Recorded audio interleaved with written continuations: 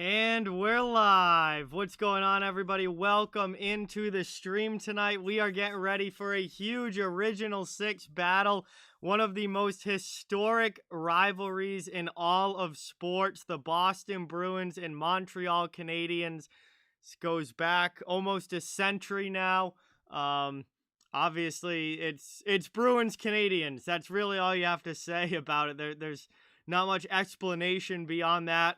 Obviously, Montreal's really struggling this season, not having the year that they were hoping for. However, this could, they're going to bring their A game. They're going to bring a tough game tonight, I would imagine, to Boston. They're not just going to want to get blown out of the building by their arch rival. So I expect Montreal to put up a real fight and bring their game tonight and try and find a way to maybe upset the Bruins. And I do feel like this could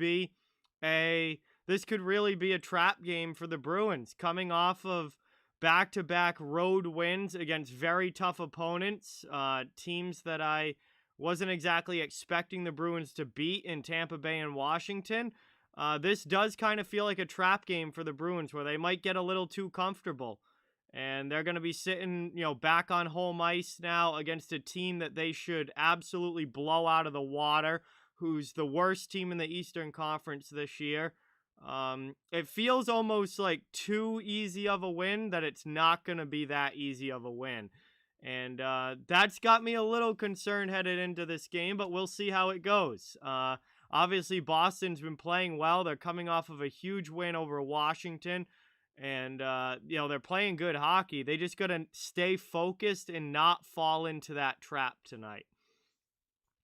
But welcome in, everybody. Thank you all for being here. Daryl, Ikeka, Islanders big fan, BW, Kyle, Austin, Oilers man, Red Rubber. What is going on? Dragon Master, what's going on? Welcome. Oilers man, happy birthday. We're going to get the poll up in the chat. I have a feeling this is probably going to be a one-sided one, but we'll see. We'll see what you guys think. Montreal they only have 7 wins on the season. They're gonna be looking to play spoiler here tonight. But we got Canadiens versus Bruins. Who wins tonight? Poll is up in the chat. Get your votes in. Let me know who you guys think is gonna come away with the 2 points here tonight. And we'll see what happens as this game goes along over the next few hours. Mike and Julie, what's going on? Welcome in. Thank you so much for being here. Really, really, really appreciate it. Great to have you in the chat as always. We're getting ready for puck drop here. It is a TNT game tonight, so if you're in the U.S., this game is on TNT. I am not sure what channel it's on in Canada, but I do know it's TNT in the U.S., so this will be a nationally televised game here tonight. Corbin, what's going on? Welcome in. Thank you so much for being here. Really, really appreciate it. Leafs beat Vegas last night, 4-3. That was a very close game. But they were able to pull out the 2 points in that one. Best bet today. I don't have the odds numbers in front of me or anything, but let's see. And I mean, Toronto's got to be massive favorites over Arizona.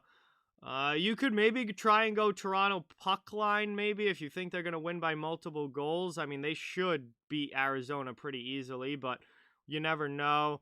I feel like Dallas over Seattle might be a decent money line bet. I don't know what that's at odds wise, but that might be a decent money line bet to take the Stars over the Kraken.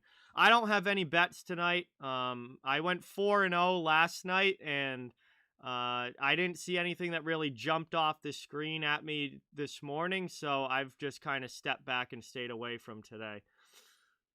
But Dallas over Seattle might be a decent money line, because I feel like that Dallas wouldn't be super heavily favored in that. You at least get some payout.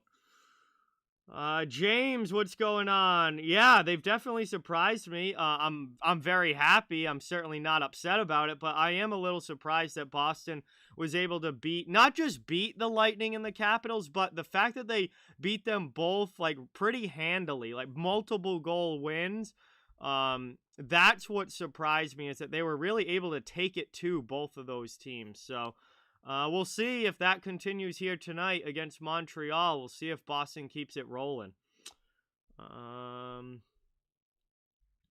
Corbin thinks 7-0 Bruins. Hey, I mean, if Boston plays to their potential, that's possible. But I don't know. I feel like this could, again, like I said earlier, this could have a little bit of a trap game feel to it. But it's going to depend on if the Bruins keep playing the way that they have the last couple games, or if they kind of lose focus a little bit, being back on home ice against an inferior opponent.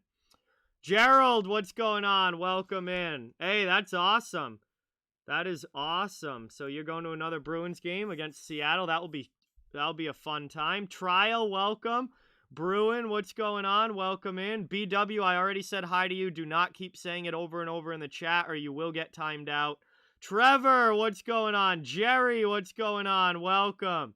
Thank you so much for being here. Kyle thinks 5-2 Bruins. I think that's definitely a realistic possibility, Kyle. Sal from Behind the Arc Basketball. What's going on? Welcome in, buddy. Thank you so much for being here. If you guys like basketball, Sal's the place to go. College and NBA, does some awesome streams. Austin says 4-3 Bruins in overtime. Again, that it does have that trap game feel to it. I could see that. Rocks, what's going on? Welcome in. Thank you so much for being here. Rask is backing up tonight. Olmark is the starting goaltender. Lauren, what's going on? Good to see you in the chat. Thank you so much for stopping by. Kat, welcome in. Thank you for being here. Really, really, really appreciate it. So we're getting ready for puck drop here between the Montreal and Boston. And game's on TNT tonight. So nationally televised game. Anyone with TNT across the entire United States can see this one. Logan, what's up, dude? Welcome in. Thank you so much for watching. Really appreciate it. My sister is actually at this game. My sister and her boyfriend Noah are at this game right now, so I'm gonna be trying to see them on TV if the camera ever goes over to where they are at any point. Connor, what's going on? Welcome in. Thank you so much for being here. G Money, welcome into the chat. Jerry's looking for a Gordie Howe hat trick tonight. That would definitely be good for me. I have no idea what channel TNT is on DirecTV. I don't have DirecTV, so I have no clue. I would love a Gordie Howe hat trick tonight, Jerry. It is on Sportsnet in Canada. Thank you, Connor. I appreciate that, because I did not know what Canadian network it was on. So this is on Sportsnet in Canada and TNT here in the US. They're sitting about, I think it was like 8 to 10 rows up from the glass, and I think they were like along the sideboards in the Canadiens' end, or near the blue line in the Canadiens' end. So they're not far up from the glass. Just Bruins Canadiens. I have no double headers planned as of now.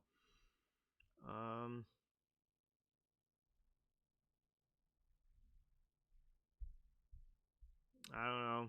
TNT is channel 33 for me, but I don't know what it is for anybody else. Yeah, they are good seats, Trial. They are very good seats. So she Snapchatted me a video of the Canadiens warming up. And they were like right down by the glass, only a few rows up. So maybe get a chance to see them potentially. I'm gonna be looking out for them on the TV and see if we get any camera shot. I can believe we've known Tuukka was coming back for 2 months now, as soon as he started practicing with the team. So I am not at all surprised.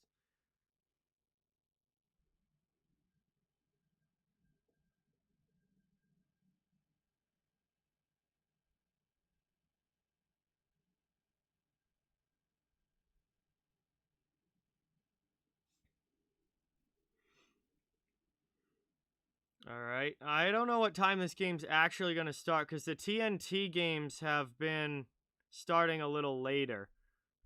Like puck drops usually not until like 7:15 or 7:20 sometimes when it's a TNT game. So looks like that's probably going to be the case again tonight because 7:10 now and they're still on commercial break. So we'll see.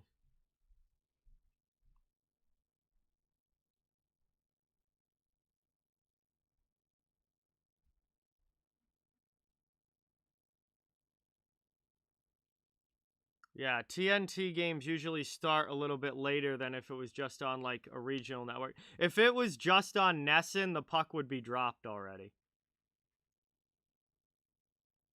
Oh, my sister just Snapchatted me the video of like the pregame pump up video that they show up on the Jumbotron. Bruh, she is like very close to the ice.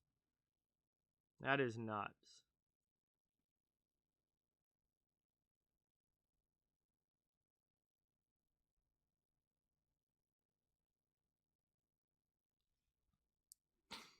No. Games never start at 7, Rocks. No. If it's a 7 o'clock game time, then puck drop is 7:10, sometimes 7:15. If it's an 8 o'clock start time, then puck drop is 8:10, sometimes 8:15. It never actually starts right on the hour. No NHL game starts right on the hour. That's never really a thing.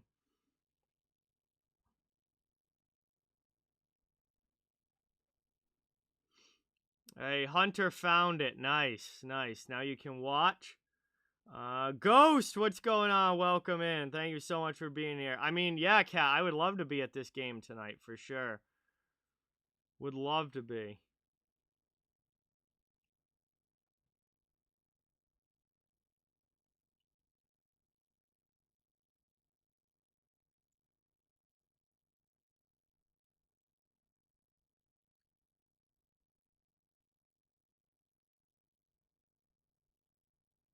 All right, here we go. We're getting ready now. We are getting ready now. Coming back from commercial break. Puck drop should be getting close at this point here.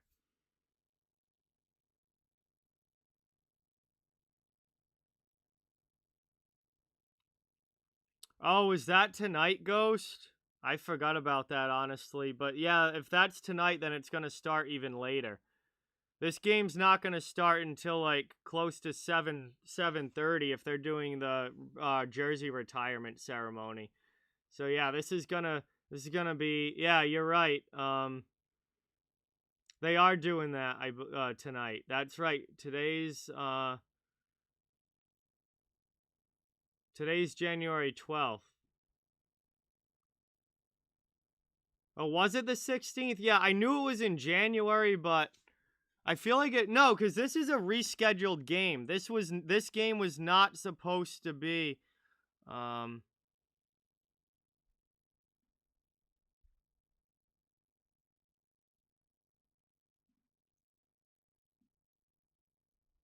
This game was not supposed to be in Boston tonight. This was supposed to be a game in Montreal, but they moved it to Boston because of the restrictions in Canada right now.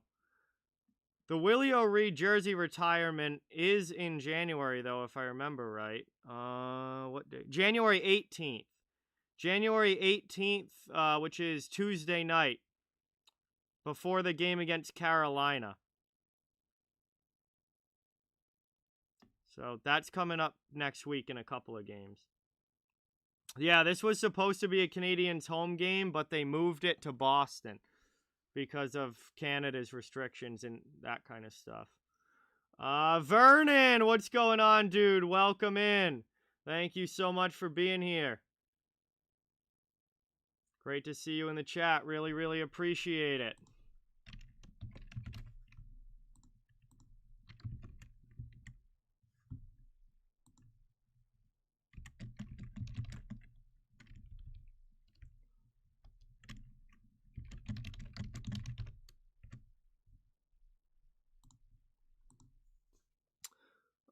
Gaming Gang, what's going on? Welcome. Thank you so much for being here. Really, really appreciate it. Good to see you in the chat. Yeah, of course I know Wes McCauley. Of course. Absolute legendary referee. Make some awesome calls. Really funny guy. Love Wes. Wes is a legend. There's not many refs I like, but he's one of them for sure.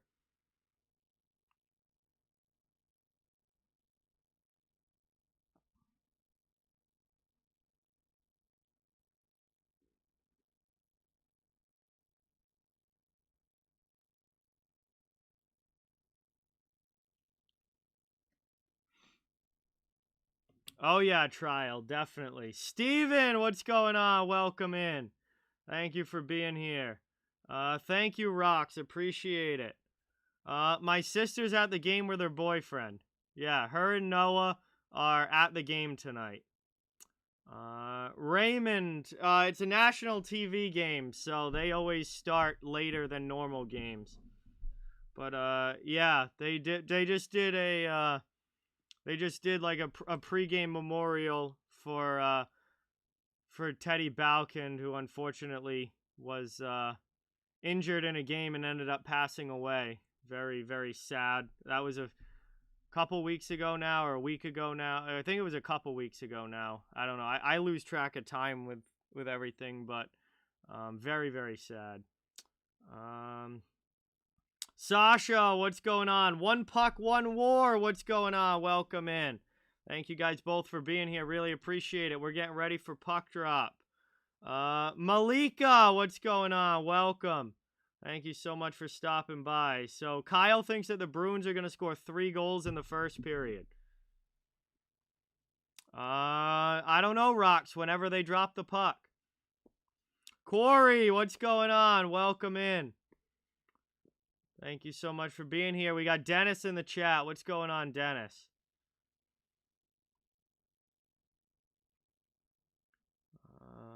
Welcome. Mandy, welcome into the stream. Thank you so much. All right, we're back from the commercial break now. Looks like these teams are lining up at neutral ice. We're going to get into the action. Hope you guys are ready. Canadiens versus Bruins, Original 6. Should be a fun matchup. I expect these two teams to both play very hard games tonight, particularly against, their arch rival, the biggest rivalry, one of the biggest rivalries in all of sports. So, once again, I forgot to put up the pennants before the game started. I don't know. I was doing really good with that for a while, and I don't know why, but all of a sudden now I keep forgetting. Anyway, they're up now. Teams are lined up at center ice. Bruins versus Canadiens. This game is on national TV. It's a TNT game tonight, and we are underway as that's dumped in by Boston off the opening faceoff. Bruins coming off a big 7-3 drubbing of the Washington Capitals. Played up now. Montreal, they haven't played in a while. I think they played Florida in their last game. Ullmark has to make a nice blocker save there and cover it up. We got Linus Ullmark back in goal for Boston. Jake Allen down in the net for the Canadiens at the other end. Montreal hasn't played in a while. I think they played Florida their last game and lost. Boston played just a couple nights ago on Monday and beat the Caps 7-3. This will be an offensive zone faceoff for the Canadiens. Henry, what's going on? Welcome. Thank you so much for being here. Appreciate it. There's Tuukka Rask, recently brought back by the Bruins, backing up Ullmark tonight. He's sitting on the bench as Riley sends that one D to D. Bruins try to work it out of their zone. Up now through neutral ice over the red line. It's dumped into the attacking end. Sent back around. Petrie tries to send that up the wall, but Curtis Lazar is there for Boston. It's poked away from him. Canadiens clear back to the neutral zone. Taken back now. Nosek returning from COVID protocol. Nosek's back in the lineup. And playing on the fourth line out there for the Bruins. They get an early shift as Carlo skates the puck up. Backhanded through there. That one doesn't connect. Canadiens take possession back.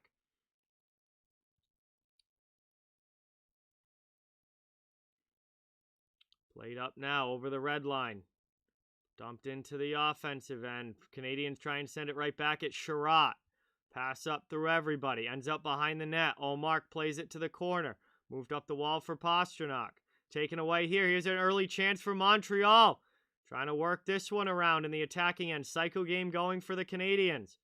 That one's so poked away. Boston trying to get it out, and it ends up back in the neutral zone where Caulfield regroups. Gets it over to Gerry. He dumps it back in. Played around behind the net. John Moore after it in the corner. Pizzetta comes in for the Canadiens, passes back to the blue line. Played over now to Ben Sherrod on the half wall. He throws it in. Ullmark holds the post. Puck ends up behind the net. Vakanainen takes it. And the Bruins are able to clear out finally to the neutral zone. Just about 2 minutes into the first here. Canadiens bring it right back into the offensive end. Bruins steal it down low, and they'll start the breakout. Moved up now by Boston. Steen tries to get it into the offensive end. That one's cleared back out, though. Canadiens take possession back. Steen comes over. Good hit there on Suzuki. Played down behind the goal. Bruins try and start the breakout. Fanning on the backhand attempt, though, was Riley. Riley gets it back. Goes D to D. And it's played out by Carlo to the neutral zone. Isaac, what's going on? Welcome. Thank you so much for being here. Andrew, welcome in. Thank you so much for watching. No, Boston and Montreal played earlier this season, and Boston won the game. I think it was either 5-2 or 5-3. I don't remember the exact score, but these teams played already once this year, as that's down in the corner. Played around here. Marchand, pass out high to the point. Long shot in, and Jake Allen gloves that one. Covers that up on the shot from Grzelcyk, coming off a 5-point night in Washington on Monday. 17:02 to go in the first. It will be an offensive zone face-off coming up for the Bruins. Yep, Pasternak's playing. He's been on fire recently.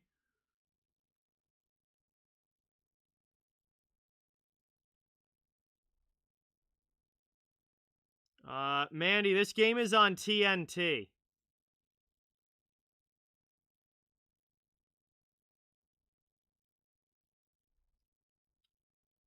And that shot right off of the draw ends up going up and out of play. Bruins will get another offensive zone faceoff coming right up. 17 minutes to go in the first. I have no idea, Isaac. I haven't heard anything.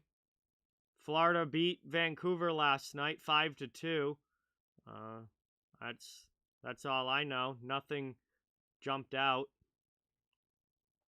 So it was played now. Bruins get it back to McAvoy. High slot. Nice shot there. Allen comes out, cuts down the angle, and covers that one up. It'll be another offensive zone face-off for the Bruins. And shots are now tied at 2 apiece.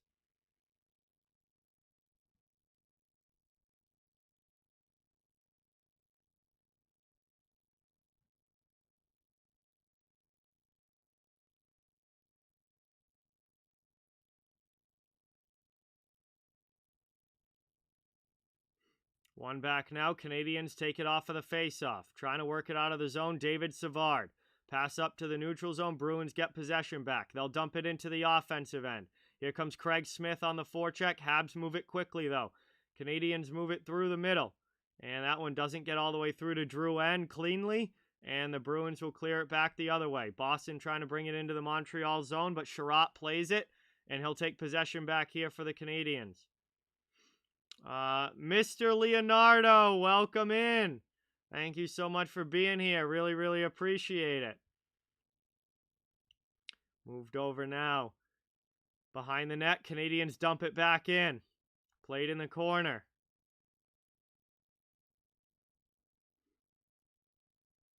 Habs working around, long shot in again. Ullmark able to find that through some traffic in front, and he's going to cover it up. Just under 4 minutes into the first period of this one, Canadiens will have another attacking zone draw coming up. Boston definitely hasn't had a great start to this game. The legs really aren't going yet, but I'm not overly worried about it because Boston didn't have a good start in Washington the other night either, and it didn't matter. So it's still very early, just about 4 minutes in, but Boston does need to get the legs going a little bit more here. Lazar passes that one to the middle, taken out of the zone. Cleared there by Bleed, brought back in by Montreal as they dump it in deep. Played around down low. Puck to the corner. John Moore takes it for the Bruins, and he's going to start the breakout, but that's kept in the zone again. That's not a good play there by Moore. If you're going to just throw the puck in that situation, you've got to get it out. You can't just throw it to nobody and not get it out of the zone.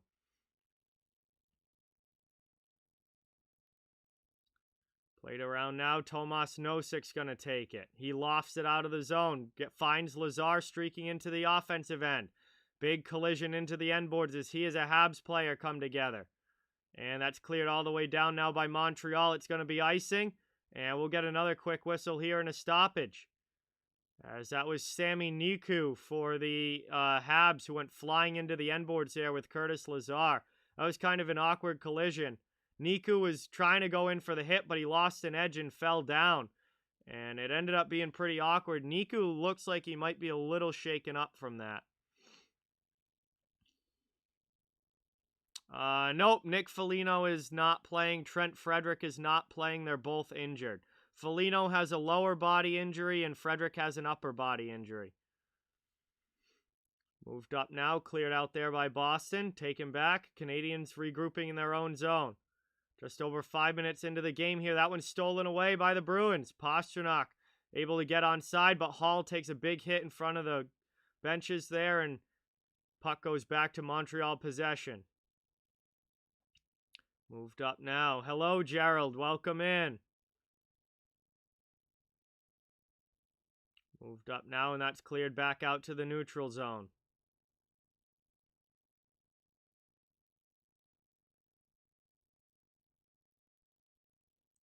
Bruins with it now through neutral ice. Trying to get it over the red line into the offensive end. Mike Riley jumping into the play. Here's a chance down low. They get it through. Played by Coyle behind the net. Played up now. Good pinch from McAvoy. McAvoy sends it back looking for Coyle. Coyle takes it back out high. Played by Grzelcyk at the blue line. Grzelcyk gets around one guy. Passes it down to the corner. Trying to get a pass back in front, but that one doesn't connect. That was Jake DeBrusk also returning for the Bruins off of the COVID list along with Tomas Nosek. DeBrusk and Nosek back in the lineup. That pass wasn't on target though. Now Steen throws one in from out by the top of the circle, and that's going to be an easy snag with the glove for Jake Allen. 13:45 to go here in the first period. It'll be an offensive zone faceoff coming up for the Bruins, but not until after our first commercial break of the game. Still scoreless, Boston and Montreal. First period early in this one. Nobody finding the back of the net just yet. But welcome in, everybody. Thank you guys all so much for being here. Really, really appreciate it. It would mean a lot if you could hit that thumbs up button and subscribe to the channel. I cover the entire NHL, so fans of every team are welcome and wanted here. Just trying to grow a community where everyone can come together, have fun, and enjoy the sport of hockey. So would really, really appreciate it. Corey, what's going on? Welcome. Thank you so much for being here. Yep, Bergeron's top line center rocks. Yo, Gaming with Geo, thank you so much. Dropping a 5 on the stream. Let's get that dono hype in the chat for Geo. Thank you, thank you, thank you. Says, hey, finals hot take, Preds versus Pens, a little throwback. Hey, both of those teams are having very good seasons this year, and it would be a throwback to 2017. I certainly wouldn't be opposed to it, Geo. That'd be a fun series, but really, really appreciate it. Thank you so much for the dono. Let's get some hype in the chat. Brian, what's going on? Welcome in. Thank you so much for being here. Really, really appreciate it. John, what's going on? Welcome. Great to see you in the chat. Really, really appreciate it.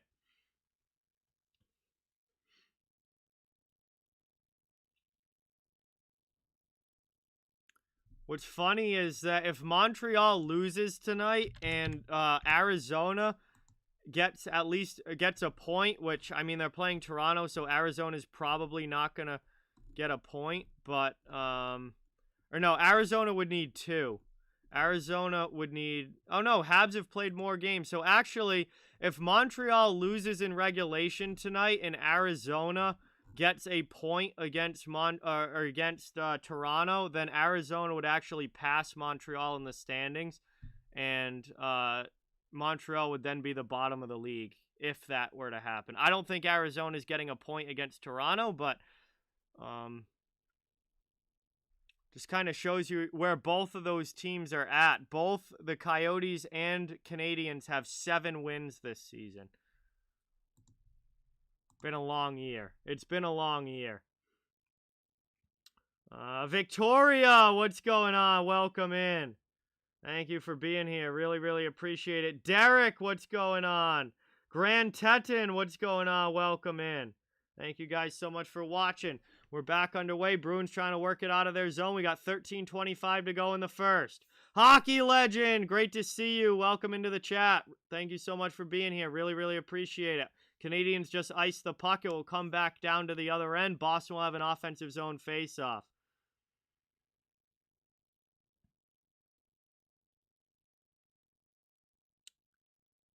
All right, so Bruins will have another chance in the offensive end here. Boston hasn't, I don't know, this hasn't been a commanding start, to say the least. I mean, they haven't been terrible. They haven't been bad, but they've got more to show potentially here. I'd like to see them get their legs going.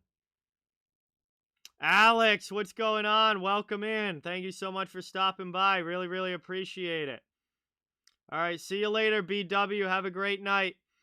Taken now by Grizzly, back in his own end. Almost turned over there. Jesus. Boston getting a little lackadaisical with the puck so far in this game. They got to stop, whether it was John Moore not clearing the puck earlier or Grizzly, not a good pass there with McAvoy. Canadiens are pressuring and making life hard on the Bruins. Montreal working it around now. Finally stolen by Craig Smith in the middle of the ice. Out of the zone. Here comes Boston up ice 2-on-1. Over to Smith and the puck hops over his stick. Bruins can't even get a shot off as the puck bounces over Craig Smith's stick. No, Ullmark is in goal, Alex. Rask is backing up as Lehkonen gets a shot off there. Ullmark makes a nice blocker save. Out of the zone. Cleared now up to Pastrnak. He can't get it through the Montreal D. They send it right back to the Bruins zone.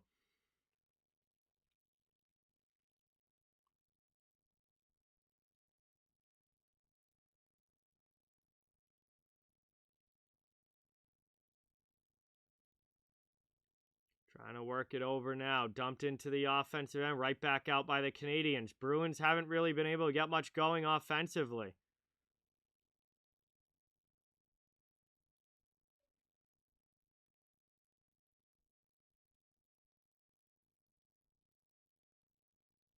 Yes. Swayman has already been assigned back to Providence, Alex.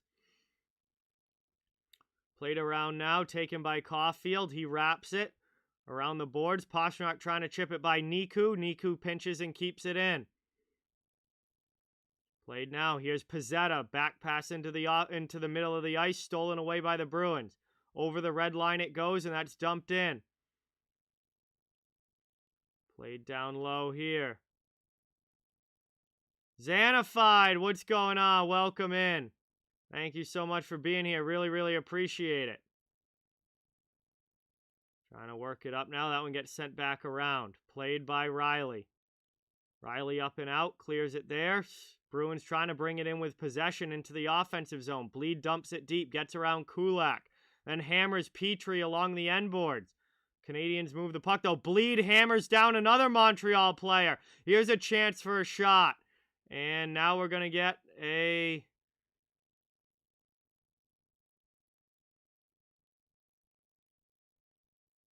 We're going to get a whistle here. Now, Jeff Petrie is getting a penalty for playing without his helmet. Remember, that was a new rule that the NHL put in back a couple of years ago, back in 2020, I believe. Or it was after the 2019 playoffs when they put this rule in, but you can't play without your helmet anymore. And Jeff Petrie didn't leave the ice, had his helmet knocked off, and then played defense against Lazar. Petrie heads to the penalty box, and it's going to be a power play now for the Bruins. Boston to the power play here with 10:38 to go in the first. Dvorak in to take the draw for Montreal.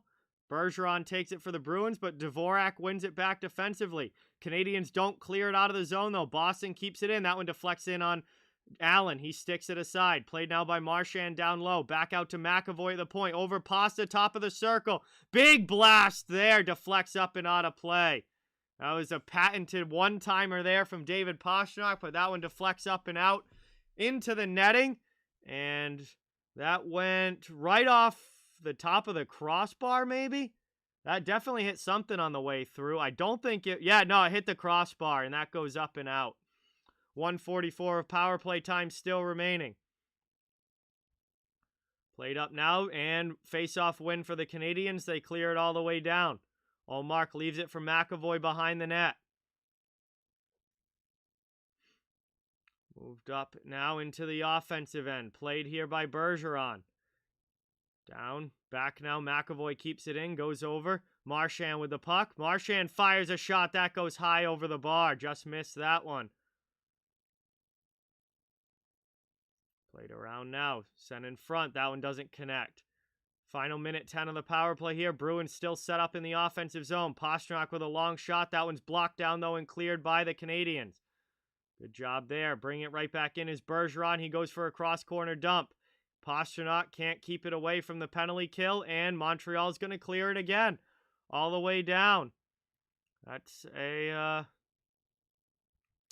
good job on the penalty kill so far here by the Canadiens. Boston not getting much going. As another turnover at the blue line. I don't even know what they're trying to do at this point on this power play, but they turn it over again. Here comes Grzelcyk up ice now, through the neutral zone, into the offensive end. Matty Grzelcyk, that shot's deflected wide. Bounces back out in front, and that was covered up by Allen. 27 seconds of power play time left, 9:05 to go in the first. It'll be another offensive zone draw for the Bruins, but they haven't gotten much going yet here on this man advantage. Canada, what's going on? Welcome. Liam, welcome in. Thank you guys both for being here. Really, really appreciate it. Great to have everybody in the chat tonight. One back there, taken now off the glass. DeBrusk is able to keep it in, though, to the offensive zone. Bruins setting back up. Grzelcyk out high at the point. Passes over to the far side boards. Played down low now. Trying to get it in front. Bruins maintain. Taken by Steen. He gets hit by Sherratt, but moves the puck. Back out high to Grizz. Grizz over now to DeBrusk. DeBrusk back out to Grzelcyk. Grzelcyk past top of the circle. Shot there gets blocked. Canadiens clear it all the way down. And that is going to do it for the power play now as we are back to full strength. 5-on-5. Bruins 0 for 1. Team E Street, what is going on? Welcome. Thank you so much for being here. Appreciate it. Played up now. Carlo pinches to keep it in. Tries to drive the net. And holding the post there was Allen. Good save there from Jake Allen. Back the other way. Here comes Montreal. Moving it up ice. Canadiens dump it into the offensive end. Armia after it. Taken down low. Gotten by Boston, though, and they'll chip off glass and out. Lazar at the neutral zone. Pass over now. Carlo jumps back in and dumps it to the offensive zone. Around the wall it goes. Played there by Nosek in the corner. Played now by Niku. Back. Bruins pinch. They keep it in the attacking zone. Working it from behind the net. Here's Brad Marchand. Spins off. Tries to go backhand, but it goes off the outside of the goal. Marshy gets it right back. Knocked down, though, along the boards. Taken back to the point. Carlo keeps it in. Brandon Carlo. Pass over for Mike Riley. Riley walks it down low. Gets a shot off it. Goes wide. Pucks along the sideboards. Back out now to the middle. Bergeron covering at the point.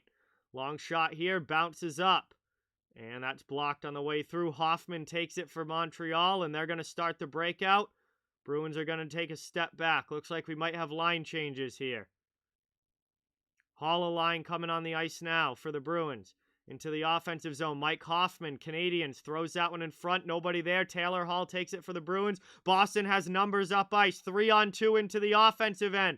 But Hall is not able to get a pass out in front. Takes it behind the net. Now pass for Pastrnak, and that one's blocked up and out of play. That was a good attempt from the slot there for Pastrnak, but the Montreal defense was able to get back, and they blocked that one up into the netting. We are still scoreless as we head to another commercial break. 6:50 to go in the first. We are still 0-0 between the Bruins and Canadiens. Donna, what's going on? Welcome. Thank you so much for being here. Really, really appreciate it. Haven't done it since the last time I did it like 2 weeks ago, Trevor.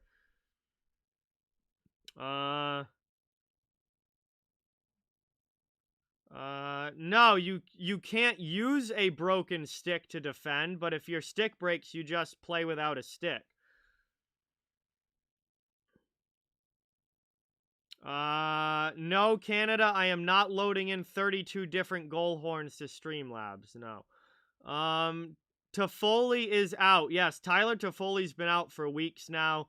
And I think it was like a long-term injury when he went out. I think it was like a couple months thing when he went out. He's probably not going to be back for the Canadiens for a while.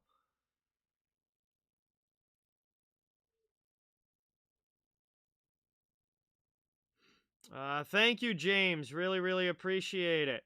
Wealth Builder. I have no ability to predict scores. I have no idea what it's going to be. I don't know. I'll say 4-2 Bruins just for the heck of it, but I have no idea.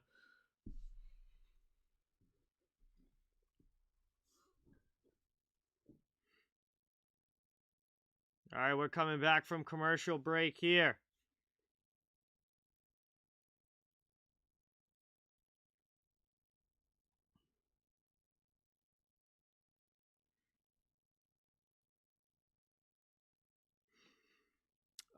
Joe, I don't know if we're going to see an underdog win today, but I do think at least 2 of them are going to keep the game a lot closer than expected.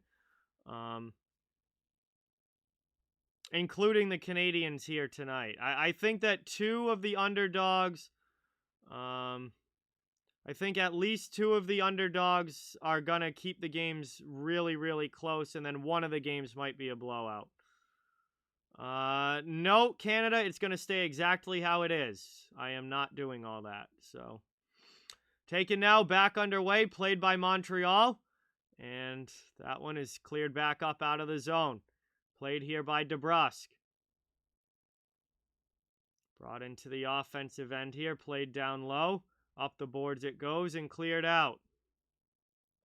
Kaprizov's easily an all-star. I don't think John Gibson's going to make the all-star team in the West, but actually the Pacific needs goalies. It's definitely going to be Markstrom.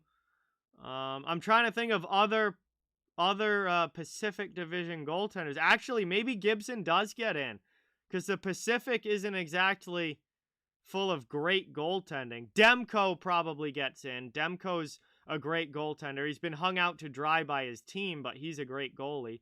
Markstrom makes it. Demko might make it. Maybe Gibson does, actually. Kaprizov is 100% should be an all-star, without a doubt.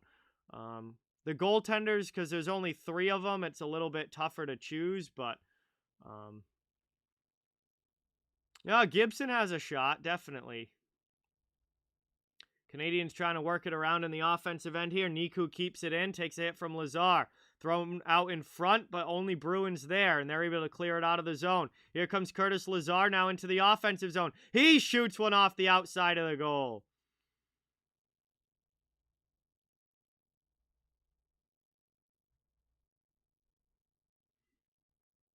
Taking over now.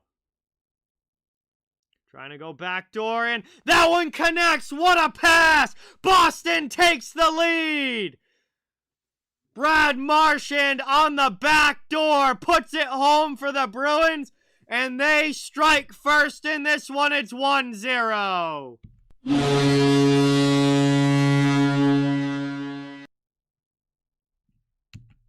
What a beautiful pass here. And Marchand just sitting on the back door. Nobody on the Canadiens covers him up. And I don't know, you can't leave Brad Marchand all alone in the offensive zone. That is not going to go well if you do that. But that whole play was set up by... Who was that? Was that the defenseman pinching down? What a pass that was.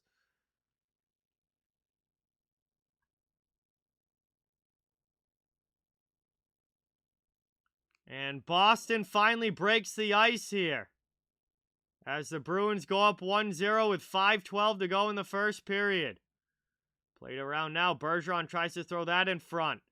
Bergeron takes it back in the corner. Out high for Smith. His shot's rocketed up high. Rebound chance, and they score again! It's another quick one for Boston. And guess who? It's Brad Marchand again. 2-0 Bruins on back-to-back goals from Marshy. And he's already on hat trick watch.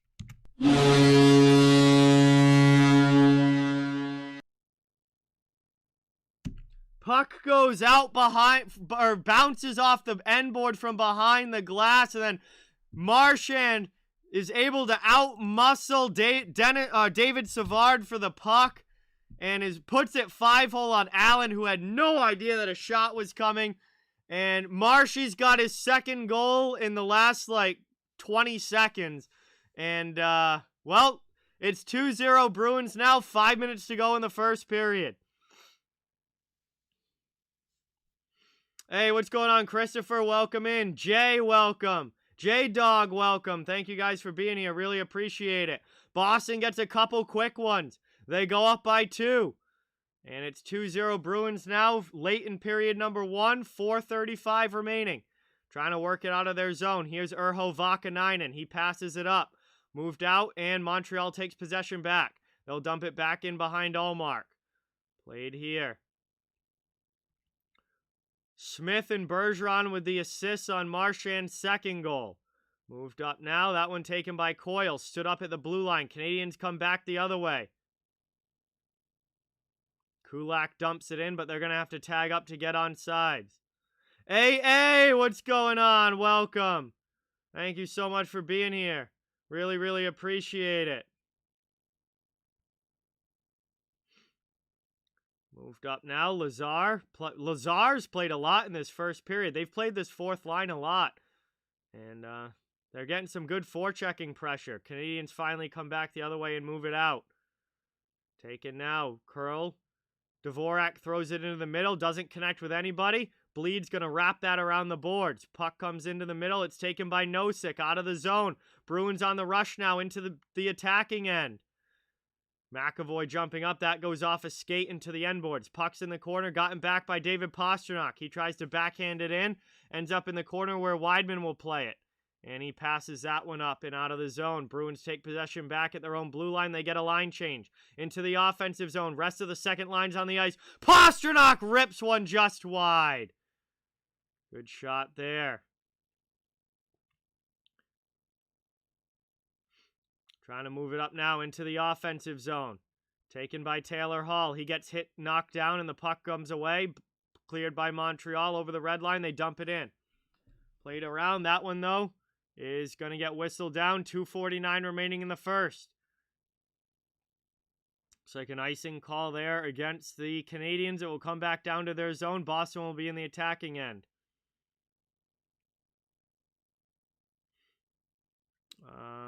Paolo, what is going on? Welcome in.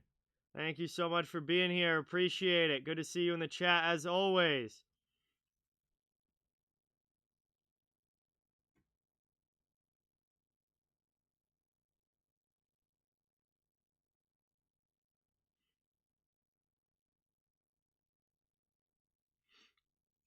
All right, so we're at the final. I guess it wasn't an icing because I went to commercial break. So we'll have a neutral zone face-off coming up. And we're at the final commercial break now of the first period. Bruins with a 2-0 lead over Montreal. 2 quick ones by Brad Marchand. Gives the Bruins a 2-goal lead here. And, well, Montreal, well, this is pretty much what we expected with the season that they're having. But we'll see if they can get a goal back and try and make it a close game again by the end of the first period. But, I don't know. If Boston keeps playing the way that they have been, this is going to be a long night for the Canadiens. We'll see if Montreal can keep it close, though.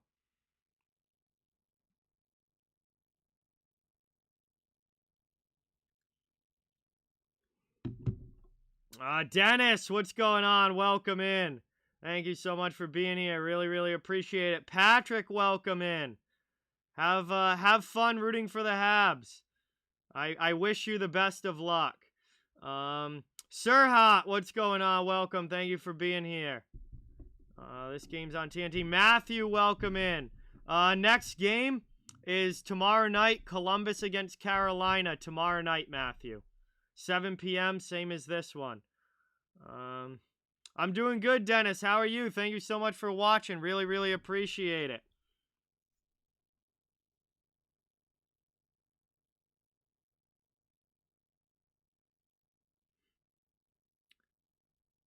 And wow, we're getting a goaltending change for the Canadiens.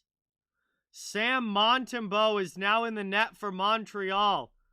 And Jake Allen is out of this game. I feel like that's got to be an injury thing.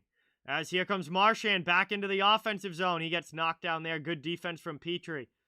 Bruins trying to keep it in the attacking end. Spun back around.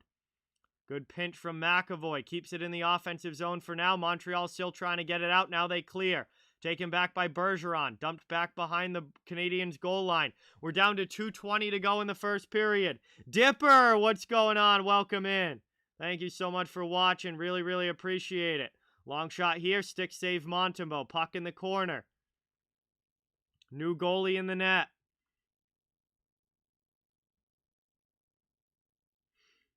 Ryan, what's going on? Welcome in. Thank you for being here.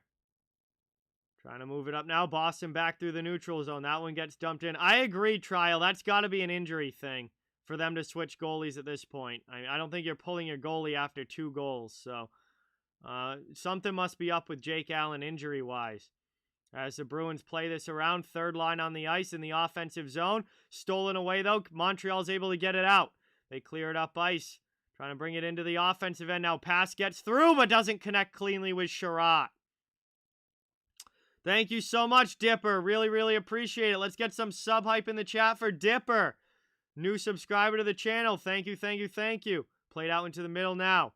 Stolen away, though, there by the Bruins, and they're going to get it out of the zone. Jake DeBrusk up ice into the offensive end. This one gets played around. Down low behind the net. 1:05 to go in the first period. Back out high, long shot from the point. Rebound chance, and Montembeault keeps it out. Second rebound, that one gets blocked down on the way through. Played over now. Just Dine, what's going on? Welcome in, and a long shot there. Boston scores again! The Bruins take a 3-0 lead.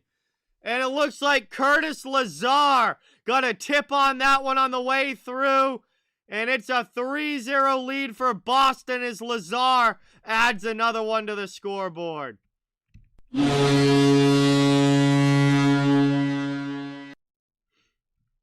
And where's Kyle?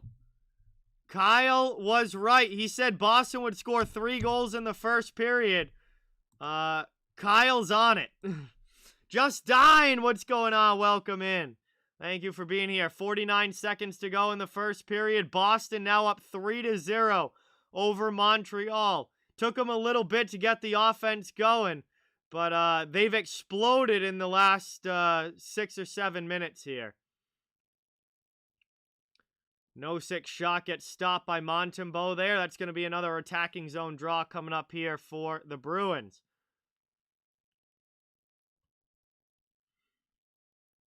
Well, it's always good when the Bruins have a big lead on Montreal, but for the sake of this game being entertaining, I hope it doesn't get too one-sided. I hope it at least stays a somewhat close game. I hope it's not like 8-0 or something like that.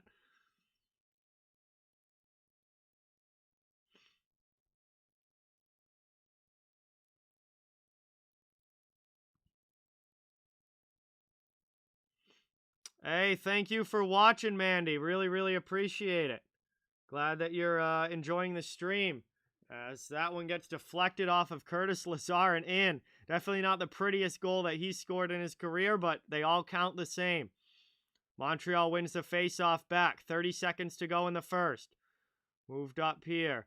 Nope, this is my only game.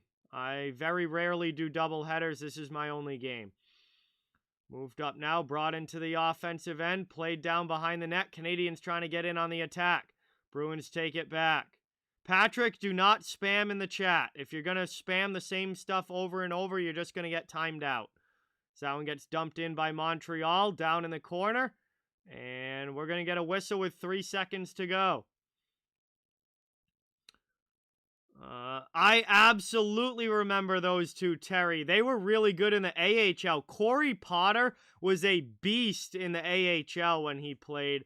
And Al Montoya played for years in the AHL as well. I remember both of those guys, absolutely.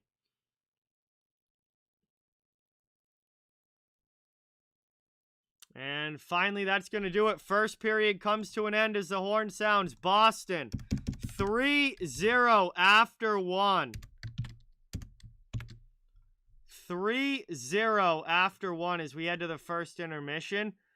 And, well, that was definitely a little bit one-sided there. Kyle, though, literally called it. Kyle said before this game started that Boston was going to score 3 goals in the first period, and he nailed it. So that is a W for Kyle in the chat. Big W for Kyle. But, favorite player is Patrice Bergeron, Ryan. He is my favorite NHL player of all time.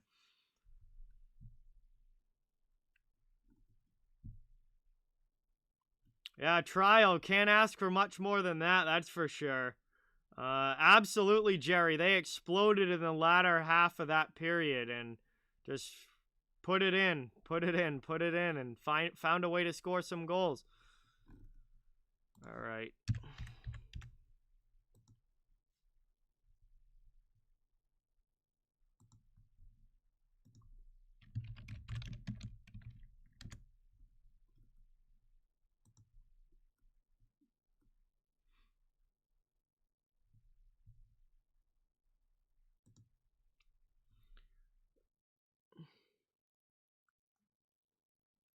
Just Dine with the 5. Let's go.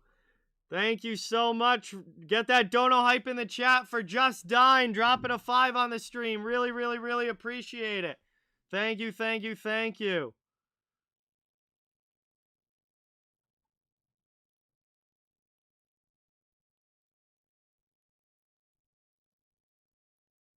Yeah, Austin, I'm sure they're certainly having a great time so far with the way that this game has gone. Absolutely.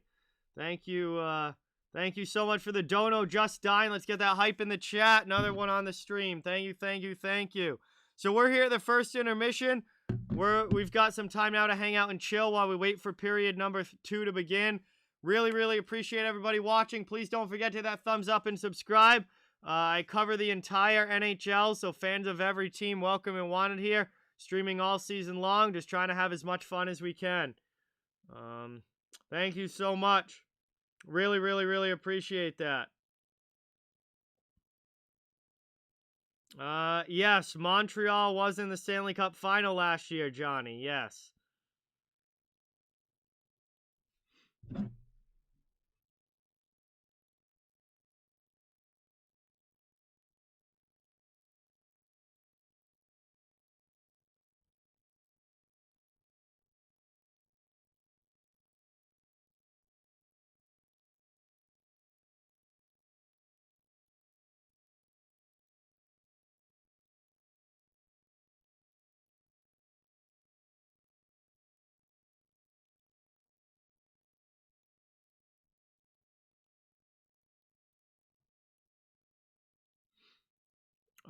Scorpius, what's going on? Welcome. Thank you for being here. Isaac says Aaron Donald could never stop Derrick Henry. I don't know if there's anybody in the world who can stop Derrick Henry. Frederick, what's going on? Welcome in. Thank you for being here. Yeah, Marchand's got 2 goals. Yeah, Marshy's been lighting it up. Pasternak's been lighting it up. Some of the secondary scoring guys have been chipping in well the last couple weeks for the Bruins. Their offense is really starting to come around.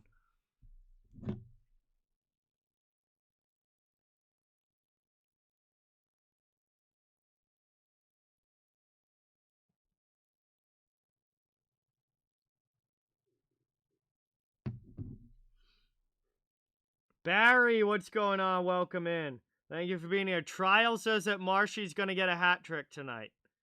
I mean, he's got 2 already. Definitely a possibility for sure. Montreal versus Arizona Tank Cup. Winner gets a big gulp from 7-Eleven. That would actually be pretty funny, Vernon. In reality, though, I think the winner, well, I guess maybe the loser would get Shane Wright first overall in the upcoming draft. Well, yeah, Derrick Henry can stop himself. That's about it. I don't think there are many other players that are stopping him. Yeah, Scorpius. Boston, since the new year, have been playing very, very well. I'd love to, Xanafied, but I would have to stop this poll. Like, you can't have multiple polls at the same time, so I would have to stop the who wins poll for the Marchand hat trick poll. Canadians are paying 19-1 on live bets. Holy cow. Holy cow. Little one-sided there. All right, guys. Perlo wants to join, so we're going to have Perlo coming on here. Hey, Perlo. What's up, man? Pretty good. How are you? We're getting Perlo on the stream, guys. He's going to be... let me just get this uncovered. Whoa. Just what I thought. I was hoping I could catch you before on the first because I was pretty sure this was going to be a blowout. Yeah. All right, let me make sure your mic's working and everything. Can you just say something? Yeah, I'm saying something. Gotcha. All right, so Perlo is on, everybody. Say hello to the great Perlo Wisdom. And he's going to be with us here along the way for the rest of this one, although we're at the intermission. First intermission, it's already 3-0. We'll see if Montreal can get themselves back in it. But I don't know. This game's kind of gone as almost expected. Yeah, I mean, Allen hasn't been in net for how long? Yeah. Now he's out. He's pretty much... Oh, is he out now? Yeah, he must have been an injury because they took him out at one of the commercial breaks and Montembeau's in now. Oh, Montembeau. Right on. Yeah. That's just going to make it even more so. I thought the Canadiens, I don't like to... I'm a little dicey on taking like -1.5 because it's a rivalry game, right? Yeah. But Montreal hadn't played in so long, and Boston's been riding so high that I did take -1.5 on it, and so it looks like it's going to be pretty good. Yeah. Yeah, Mr. Leonardo, I definitely was a little bit surprised that the Bruins beat both the Lightning and the Caps. They certainly had the ability to steal one of those games, but on the road, I was not expecting them to win both, and very, very happy with their performance the last couple of games. Yeah. Oh, yeah. They have been rocking. Marchand is just a beast this year so far. He is he scored the 2 goals, but just period. I love him. A lot of people don't. I love Marchand. Him too. He's one of my faves. I mean, I suppose it's easier if it is your team. Oh, yeah. If he's on your team, yeah. It's not my team, and I still love him because I love guys like that. Brady Tkachuk and Marchand are probably like top. I love those guys. Those are the guys that I think hockey's all about, man. Yep. Xanafied. All right, let's do this, Xanafied. 1 in the chat if you think Marchand gets a hat trick tonight. 2 in the chat if you don't think he finishes off the hat trick. He got 2 goals in the first period. Drop a 1 if you think he finishes the hattie. Drop a 2 if you don't, and he just finishes with the 2 goals. So what are you doing there? In the chat, drop a 1 for a Marchand hat trick or a 2 for no hat trick. I've seen a lot of 1s coming in already. Oh, he's going to hit the hattie today for sure. Like, these are the games that you put a you put a prop in for Marchand, because whenever he's playing like a team like Montreal Yeah. or kind of a rivalry or something like that, Marchand comes full force. Yeah. Always. He's always TAA, up. welcome in. Sweet.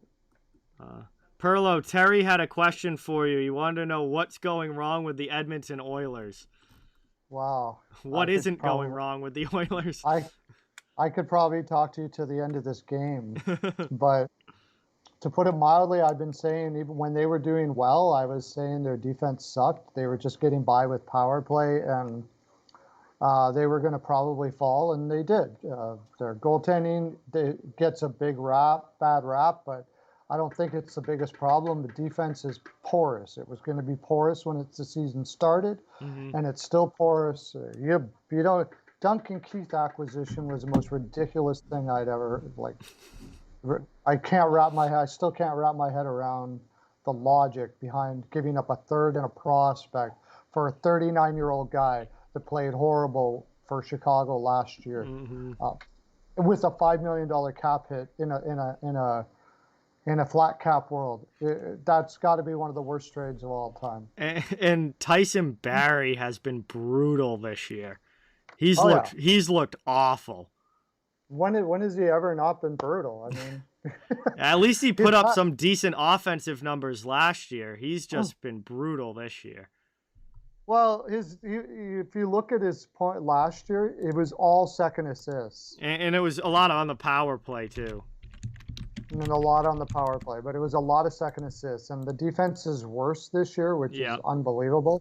So the forwards like McDavid and that are having to come back and do the defenseman's job. Yeah. And Barrie can't pass the puck up. Like, his only real good thing he can do is that long pass up to the red line. Yeah. He's actually really good at that. Yep. But if you take that away from him, he's useless. And after he put up those points last year, all the teams are like, okay, watch the stretch pass from Barrie.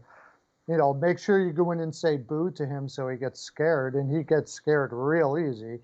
I mean, so, and then he doesn't know what to do after that. As soon as the puck gets taken off his stick, it's pretty much either going to hit the goaltender or go in the net. He's terrible. Terrible. Yeah, no,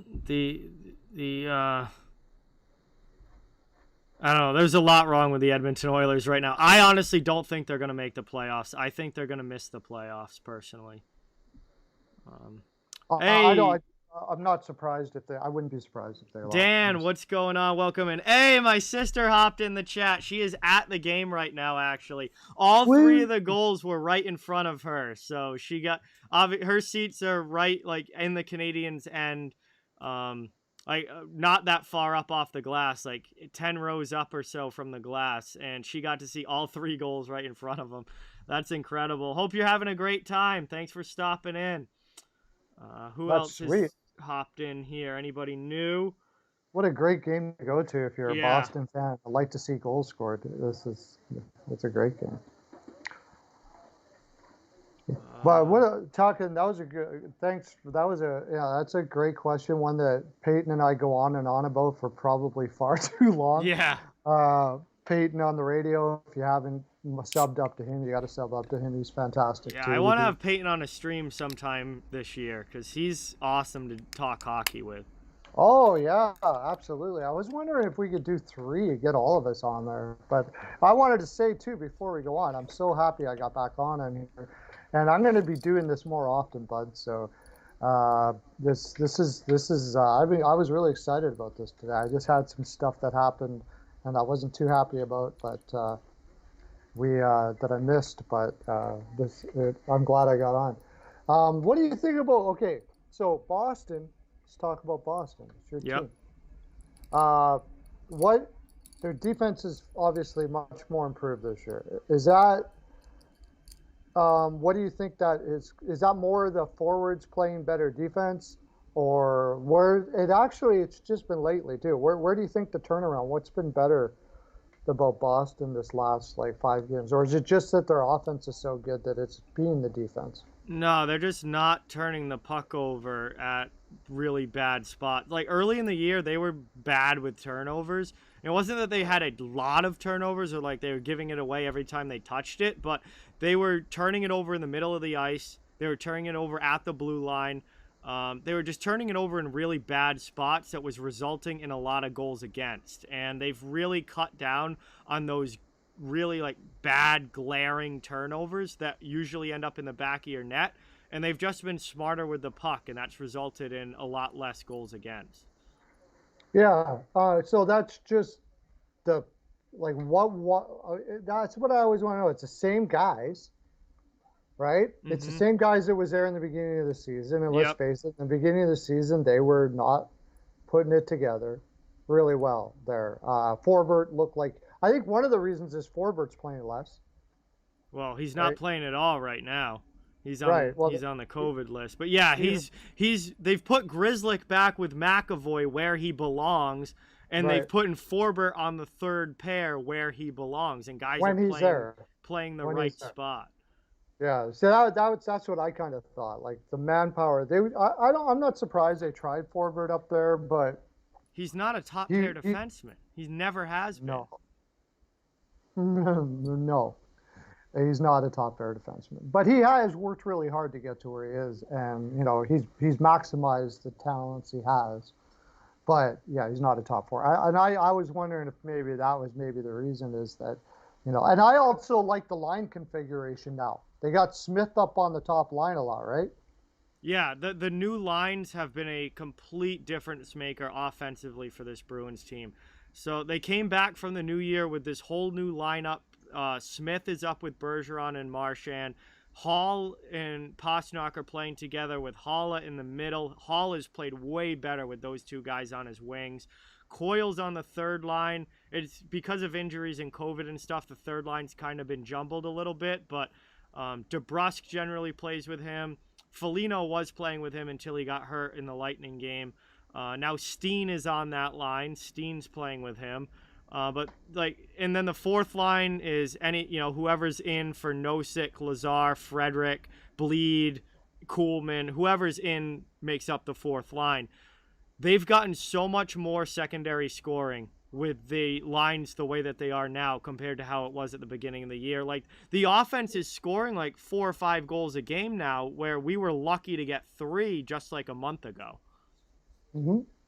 Yeah, it doesn't seem to work when you. Well, I mean, it did work for them before, but they seem to get away with it. But over time, over the long term, having just one line is not a really good recipe usually. Yeah, so no. One-line teams never go far in the playoffs. That too, exactly. I liked it when I saw that. I was like, that looks like a pretty interesting combination because you got Hall is the passer, right? And you got Pastrnak, it's the shooter. Yep. Probably Hall is not the best option for the middle, but he can do some digging in the corners as a center and stuff like that and get the puck out to them. It's not horrible. They could still get another second line center at the deadline or something, which would be killer. But and then you got Smith is like that up and down the wing guy with Bergeron and Marchand, who is everywhere. High energy player. Fits with them. Smith. Yeah, and he only plays like 12 minutes a night because he has to play at a super high energy to be effective. Yep. And I thought it was a great idea. I thought it was a great combination when I saw it on paper, and it looked really good when you see it on the ice. So it's working out very well for the Bruins so far. I mean, since the calendar change, this team looks like a totally different team. Yeah. Oh, yeah. Absolutely. And on paper, like the defense they're pretty nondescript, but they're getting it done. Yeah, I still think they need more D-depth if they're going to actually make a real run in the playoffs because it's fine what they have now when you have, games against Montreal and New Jersey and Buffalo mixed in.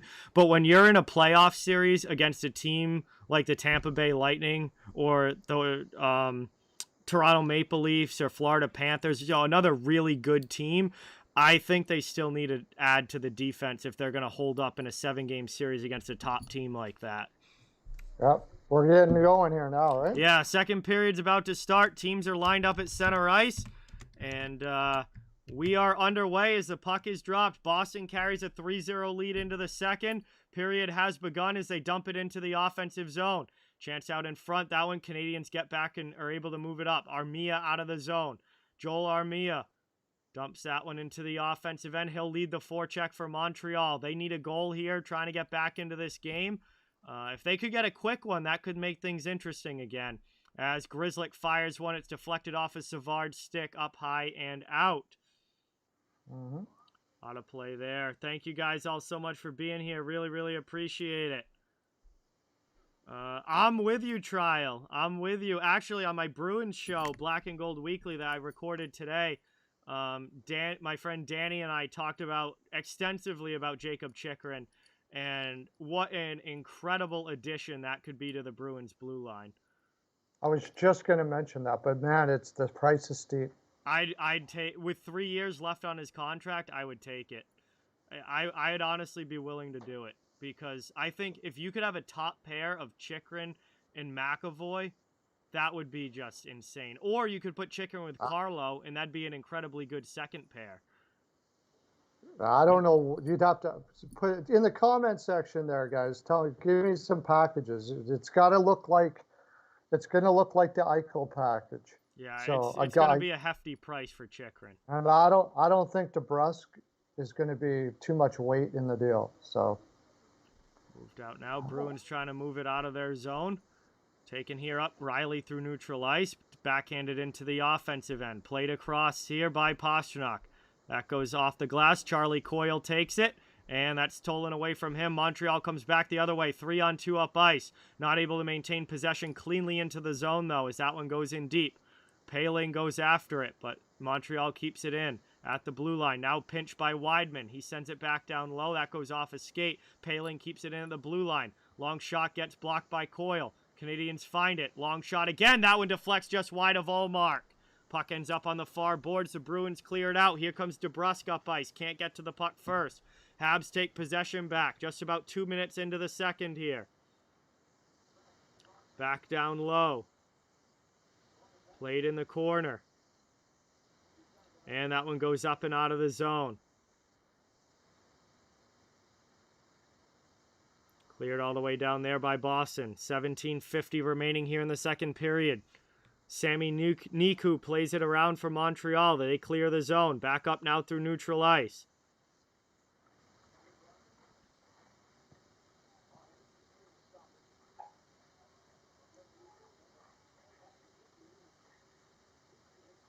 Played down low. Bleed comes in on the forecheck. Bruins trying to steal that puck back. Here's Nosek involved. Back out here. Long shot. That one goes wide. Kept in at the blue line by Carlo. Montreal trying to clear. No one can find the puck. Looks like it popped up into the bench. And we're going to get a stoppage here and a face-off coming up just under 3 minutes into period 2. Boston leading shots on goal 13-6 and leading on the scoreboard 3-0. As they are in control of this one. Montreal's obviously going to be pushing to try and get back into this game. Bruins are still just throwing a lot of rubber at Allen. They don't look like they're holding back. No, that's kind of been the Bruins' MO this year. They're a high shot volume team. They throw a lot of rubber on net. Fausto, what's going on? Welcome in. Thank you so much for being here. Really appreciate it. Olmark's going to glove that one. No traffic in front, so that was a pretty easy save. And we're going to have an offensive zone face-off coming up now for Montreal.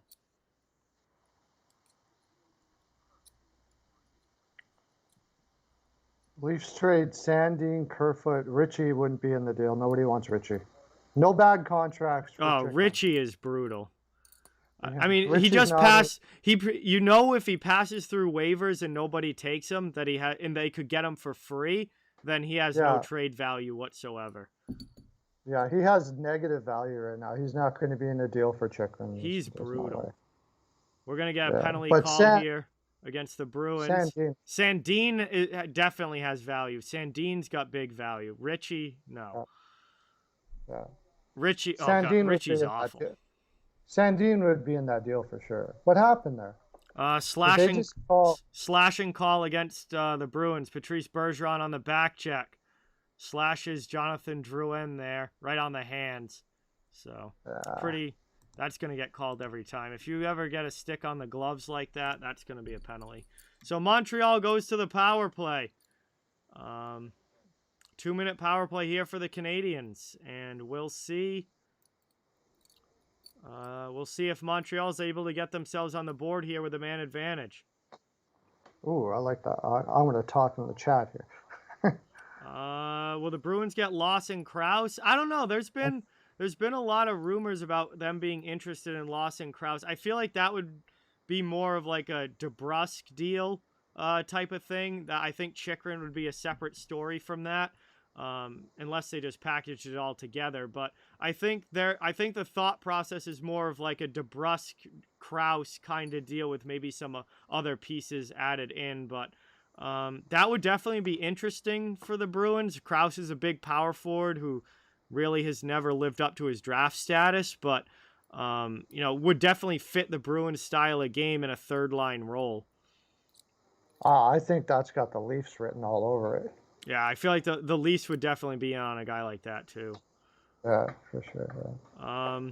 Coyle is the third line center tonight, Mandy. He's playing with Steen and DeBrusque on the third line when they're obviously at 5-on-5. He's out there right now with DeBrusque killing a penalty, and the Bruins cleared all the way down. We're down to 52 seconds left on the power play for Montreal. They haven't really been able to get much going here on the man advantage. Boston's doing a good job on the PK right now, holding their 3-goal lead. That Steen kid looks pretty good.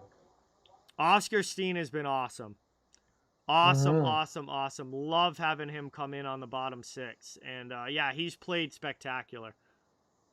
Chips in offensively, has a very high motor. There's a lot that I really, really like about him. I think he's got a big future. You got to say, Boston's pretty good at plucking guys like that out of the bottom rounds and stuff like that. Yeah, if only our first-round picks were a little better. Into the offensive zone shot here. Ullmark makes a save on Videmo, and he's going to glove that one with 2 seconds left on the power play. And that will be an offensive zone face-off coming up now for the Canadiens, right as the power play is about to expire. Canadiens don't do anything well this year, Steven. Their numbers in every category are just really, really bad. Their offense is bad, their defense is bad, their special teams is bad. Everything this year has been bad. Well, the organization's not trying to win now anyway. No, like they're going into full rebuild. Petry's gone. Sherrod's gone. Yeah, why would you hire Gordon unless you're gonna? They're gonna rebuild. We're back to 5-on-5 now as the penalty to Bergeron is over. Puck is in the neutral zone. Savard tries to dump it in, gets it up to Lehkonen. He takes a big hit there. Really nice step up from Brandon Carlo as it's played around. Rask is probably going to play tomorrow night considering the Bruins have a back-to-back. I wouldn't expect them to play Ullmark both games. I think we'll see Rask start tomorrow against Philly as Montembeault makes a save there and gloves it. And we'll have an offensive zone face-off coming up now here for Boston. Still holding on to the 3-goal lead. What a beautiful step-up hit by Carlo on Lehkonen there. Yeah, wasn't it? Carlo is playing. Carlo's looked more comfortable than I've seen him since the playoffs last time that Boston was in there. Looking really comfortable right now. Who do they got playing alongside Carlo though? Mike Riley tonight. Okay. Played over now. Grzelcyk backhands it down low. Played by Haula in the corner. He skates around, spins off a hit, falls down. Trying to steal it is Suzuki. Haula's on top of the puck. Finally, they dig it out. Bruins maintain possession. Long shot there. Just goes wide. Kulak moves it up. And finally now cleared here by the Canadiens. Up into the offensive zone. Played by Suzuki. Back now trying to work it around in the attacking end. Played out into the front. Here's a chance there. Big save from Ullmark. Rebound. Not able to get it on goal. But the Bruins did take another penalty here. It's going to be a hooking call against Boston. So Montreal goes back to the power play here. and will have another chance to get themselves on the board. 13-19 to go here in the second period. Hooking call as Haula heads to the box for the Bruins, and Montreal will be on a power play when we come back from this commercial break. Oh, I see where the hook was, I guess, yeah. Yeah, they're standing around a little bit right now. Yeah, I think it's one of those situations where they got a little comfortable with the 3-goal lead. Yeah. So are you hearing like that Swayman will kind of go down to the AHL, maybe up and down, and Rask? Swayman's already been sent back, yeah. He's already down in Providence. Okay, so Rask is going to come up and maybe Allmark and him play 50-50 for now, yeah. And we'll see where they go from Rask there. is the backup tonight, and he's expected to start tomorrow against Philly. Oh, that's going to be interesting. He hasn't played in so long. Yeah, since playoffs last year. I don't know if Philly has could they still have all those guys out like Couturier and stuff like that. So I think so. They might have a pop gun offense to deal with, which would be good for him, I guess. Antoine, what's going on? Welcome in. Thank you so much for being here. Really, really appreciate it. Tomorrow I am streaming the Columbus Blue Jackets against the Carolina Hurricanes tomorrow. I consider taking that one too because I really would like to watch Carolina. I love to watch Carolina, but that one could be a blowout too, especially if Korpisalo is in that. He's just awful. Yeah, he's had it rough for sure. Yeah, so Edmonton will not be firing the coach, Joe. Holland sticks with his guys, but I still don't think they're making the playoffs. I don't think the Oilers are making the playoffs this year. I think they have to do something. Like the crazy idea of getting Fleury, I think, is not too crazy. They need something like that. Because I don't know how they're going to fix their defense. They got too much money wrapped up in players that nobody wants. So if you can't play great defense, you might as well have a stupidly good goaltender. Yeah. Chance here for Druin, but that one gets sent up high and out of play. Omar, it hit the crossbar. Hit the crossbar and went out there. Good early chance for Montreal on the power play, but not able to find the back of the net. Canadiens win the faceoff again. Here's Petrie out high. Another long shot. That one goes wide off the end glass. Weidman sends it around. Played now into the corner. Drouin back to the point. Bruins take it, and they bring it out. Here comes Boston, shorthanded up ice into the offensive zone. Gosh. John Moore with a shot and a rebound. Oh, it's a shorthanded goal! And Marchand finishes off the hat trick. I guess everybody that said Marshy would get the hat trick, you are correct. Marshy gets his third of the game. It's a 4-0 lead for Boston after the shorthanded goal. Yeah, and I had Bruins team total over 3.5. So boom. You just nailed that. Another shorthanded goal for Brad Marchand. He's got a hattie in this game, and it is 4-0 Boston with 12:50 to go in the second period. Yeah, there's so many things that's wrong about what happened like that with Montreal. Molten Bull should not have left a rebound out like that on that kind of a shot. How does Marchand get behind all the defense? Armia just not back-checking. Oh, it was terrible. Oh, my God. Armia's standing up straight, just gliding back in the defensive zone while Marchand is scoring this goal. Yeah, that was terrible. This Canadiens team has completely given up. Well, and then you have the ownership basically saying that, they can't even, they've already said they're not going to fire the coach. Yeah. So, it's just...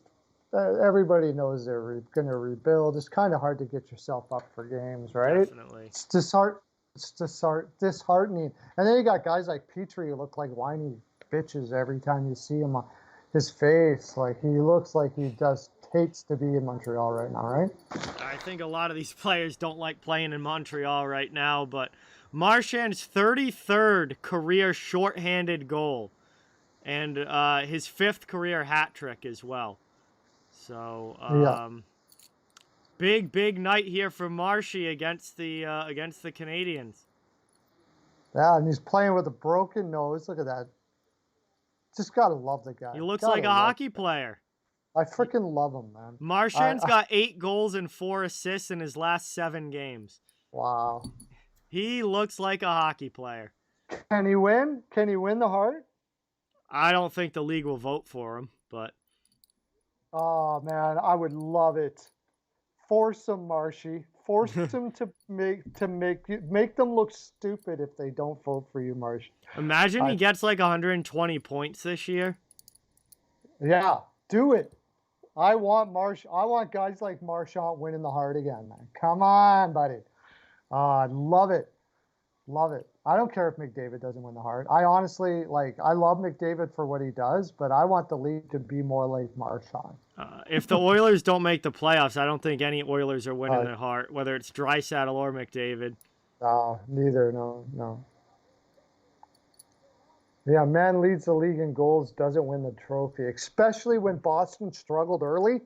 And he clearly is a leader of this team. We got something going on in front of the benches here. Ben Sherratt looks like he's headed off to the penalty box. I missed this, so let's see what happened here. Steen was bringing the puck up. Sherratt comes over, and he gets the arms up high.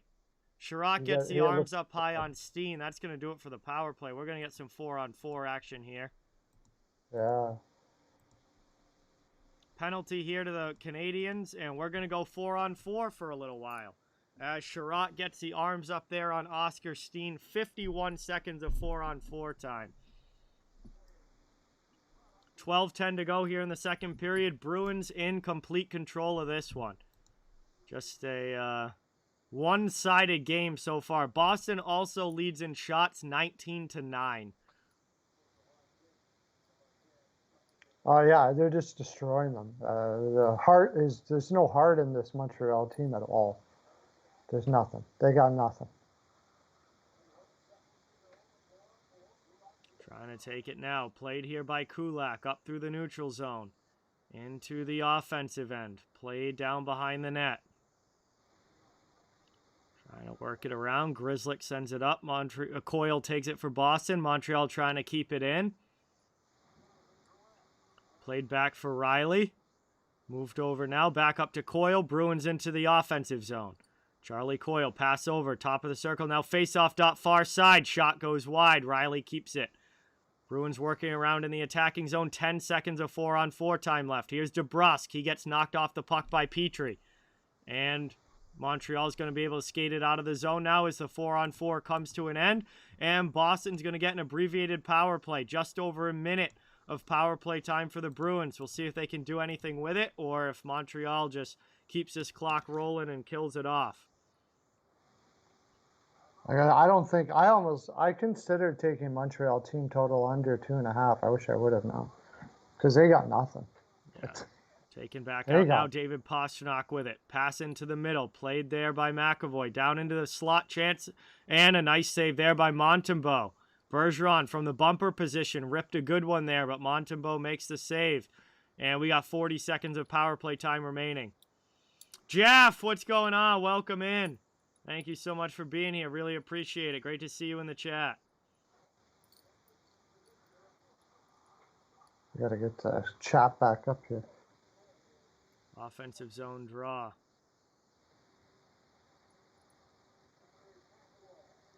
Played out now. Taken here. Bruins still working around back in the offensive zone. Trying to steal it away there is Montreal, but they can't. Bruins maintain possession. Puck ends up in the corner. Over now. Pastrnak with a rip and a nice glove save there from Montembeault. Great job in goal there for the Canadiens netminder. Back out to the point. Bruins still setting it up in the offensive zone. Taylor Hall on the half boards. Rims it back down low. Gets by Pastrnak. Sami Niku sends it up the wall, and that's out of the zone. Final 5 seconds of the power play now. Boston has to go back and retreat. Power play comes to an end. We're back to even strength hockey now. 5-on-5 again. Bruins still up by 4. 10 minutes to go in the second period. We're halfway through this one. Boston with a 4-0 lead over their arch nemesis, the Montreal Canadiens, who continue to have a disastrous season here in 2021-22. Trying to come back the other way now. Canadiens have possession. 9:40 left. They bring it into the offensive zone. Here's Paling, not able to get it deep. It goes back past Kulak. Now to Petrie. They're back in the neutral zone. Dumped deep by Pizzetta. He'll go in on the forecheck. Comes in, lands a big hit there on Moore. Pizzetta now comes to the other corner. Lands another hit. Montreal gets it out in front, trying to find this puck.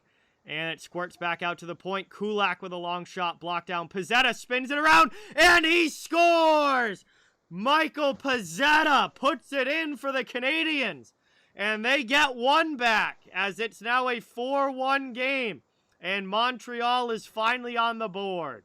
Pizzetta looks like straight out of the late 80s, 90s, right? Oh, yeah. He's the name, everything. Every time I see him, he looks like he should be wearing an old Minnesota North Star sweater. Dude, I thought he looks like a guy that would have played for the North Stars in like 1988. Yeah, that's what I'm saying. Yeah, they had a whole bunch of guys like that. Darian Hatcher. He looks like the Hatcher. That was a nice spin around shot from him. That was a nice spin around shot.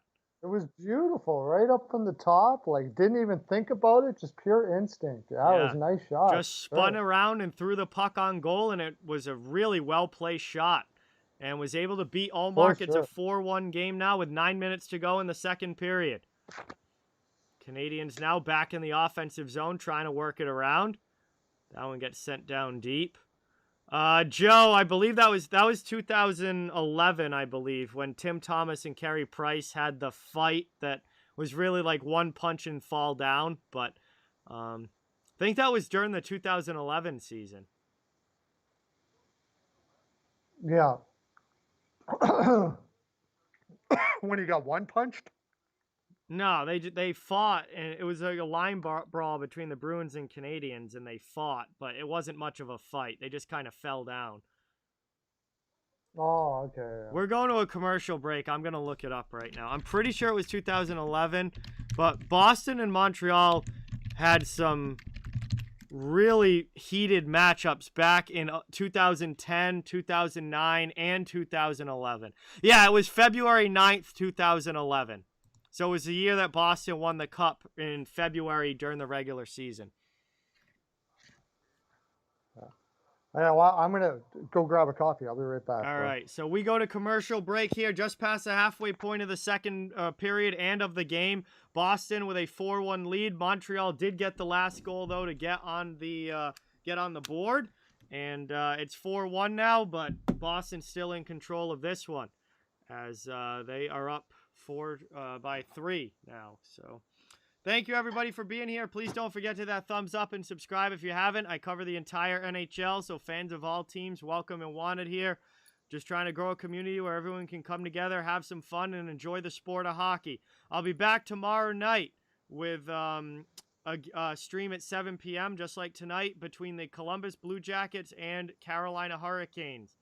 Carolina is having a phenomenal season, and we'll see if they're able to keep that up tomorrow against Columbus. Yeah, I mean, Swayman, we knew as soon as Rask was coming back that Swayman was likely going to be getting sent down. More development is never a bad thing. And Swayman's played really well against bad teams this year, but he's kind of struggled against good teams. So more development for Jeremy Swayman, and him getting a chance to be the full-time starting goaltender in Providence is only going to help him continue to get even better. So I am perfectly fine with it. Chris, what's going on? Welcome in. Thank you so much for being here. Really, really appreciate it. Jack Campbell has been absolutely phenomenal this year, Johnny. Jack Campbell's been absolutely phenomenal. He's becoming one of my favorite goalies in the league. All right, we're going to get a cheers in the chat. I almost forgot I had this. I've been so focused on watching the game. We got a beer here ready to go. Good old Budweiser. Cheers in the chat, everybody. Thank you all so much for watching. Really, really appreciate the support as Grizzly gets absolutely hammered down behind the net.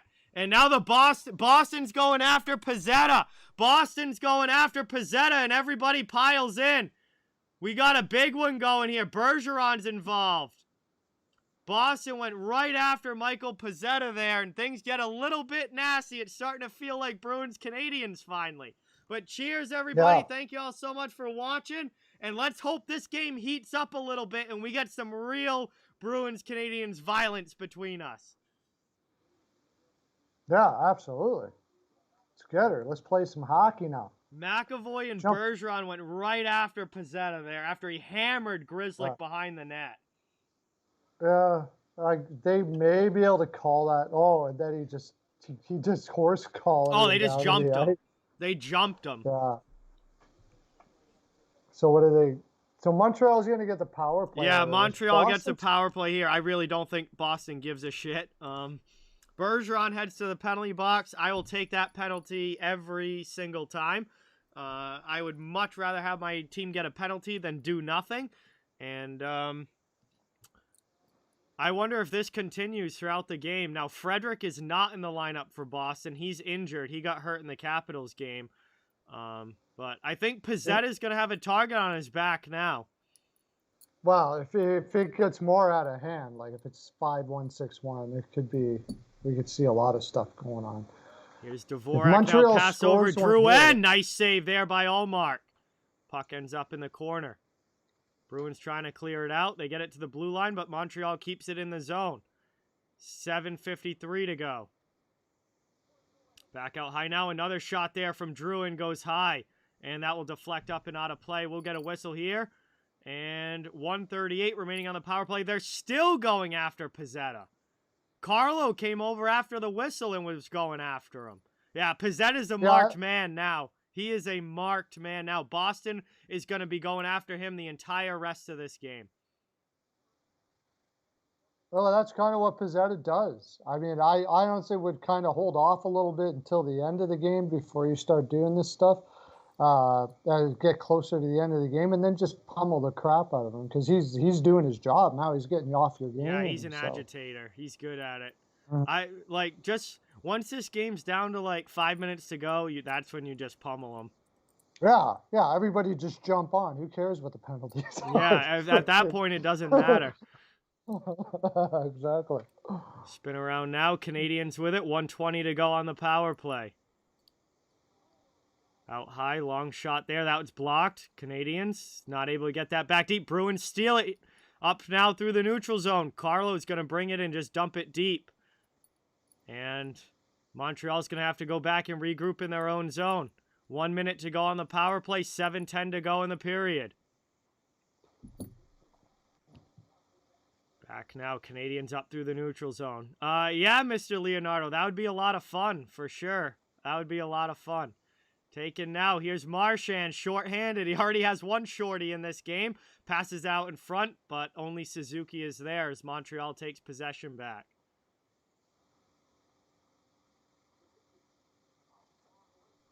Into the offensive zone now. Here are the Canadiens with 30 seconds of power play time left. Back out high. Hoffman sends it to the point, gets it back, goes cross ice, doesn't connect. Played now down in the corner. Taken here, worked back out high to the blue line. Long shot, and that one deflects wide. Ends up going to Hoffman in the corner. He gets it down low to Paling. Suzuki all over McAvoy there. It's going to be a holding call against Nick Suzuki. And that's going to do it for Montreal's power play. They take another penalty on the man advantage here. Sherratt did it earlier. Now Suzuki does it. We're going to get 9 seconds of 4-on-4, and then it's going to go to a Bruins power play. That's a bad penalty to take. My gosh. Holy crap. Holding call in the offensive zone. Not one that the coach generally likes. Yeah, and he just wrapped the outside arm right around McAvoy and pulled him back. What's the point of that? There's no point to that whatsoever. Like, that was a terrible call. Oh, he's getting it from the fans in the penalty box right now. The fans right behind the penalty box were giving it to Suzuki there. See you later, BW. Have a good night. Thanks for stopping in. Really appreciate it. Bruins have it now, trying to keep it in the offensive zone. Final seconds of the 4-on-4 tick away. And we are now on a Bruins power play. It's a slightly abbreviated one, but Montreal comes up ice shorthanded. Grzelcyk trying to get back. Montreal doing a good job here. Here's Paquette. Another shot in on Grzelcyk. They're going after him now. And the Bruins come away with the puck. Mike Riley starts the breakout. Passed up, deflected into the offensive zone. Forecheck coming for the Bruins. Back out now. Bruins keep possession. Marchand back to McAvoy. Back to Marshy. On the half boards, looking for a pass. Back out to the point. Over now to Pasternak. He switches with McAvoy, passes it down to Marchand. Marchand just skates it back, gets it into the middle for Bergeron. Puck ends up deflecting down to the corner. Coils after it. Canadiens come away with it, and they'll clear it all the way back out to the neutral zone. Back the other way. Here's a breakaway chance, and off the post! A huge short-handed opportunity. Man, that looked like it went in, didn't it? Yeah, I couldn't tell at first, but then the ref waved it off. Well, they're not complaining, so they must know it hit the post. Dauphin rang it off the pipe there. 30 seconds to go. Played up now by Hall into the offensive end. Passes it over. Bruins trying to set back up on the attack. Boston's power play hasn't done much in this game. That's kind of one area that has left a little to be desired. A shot in there. Montembeault with the save.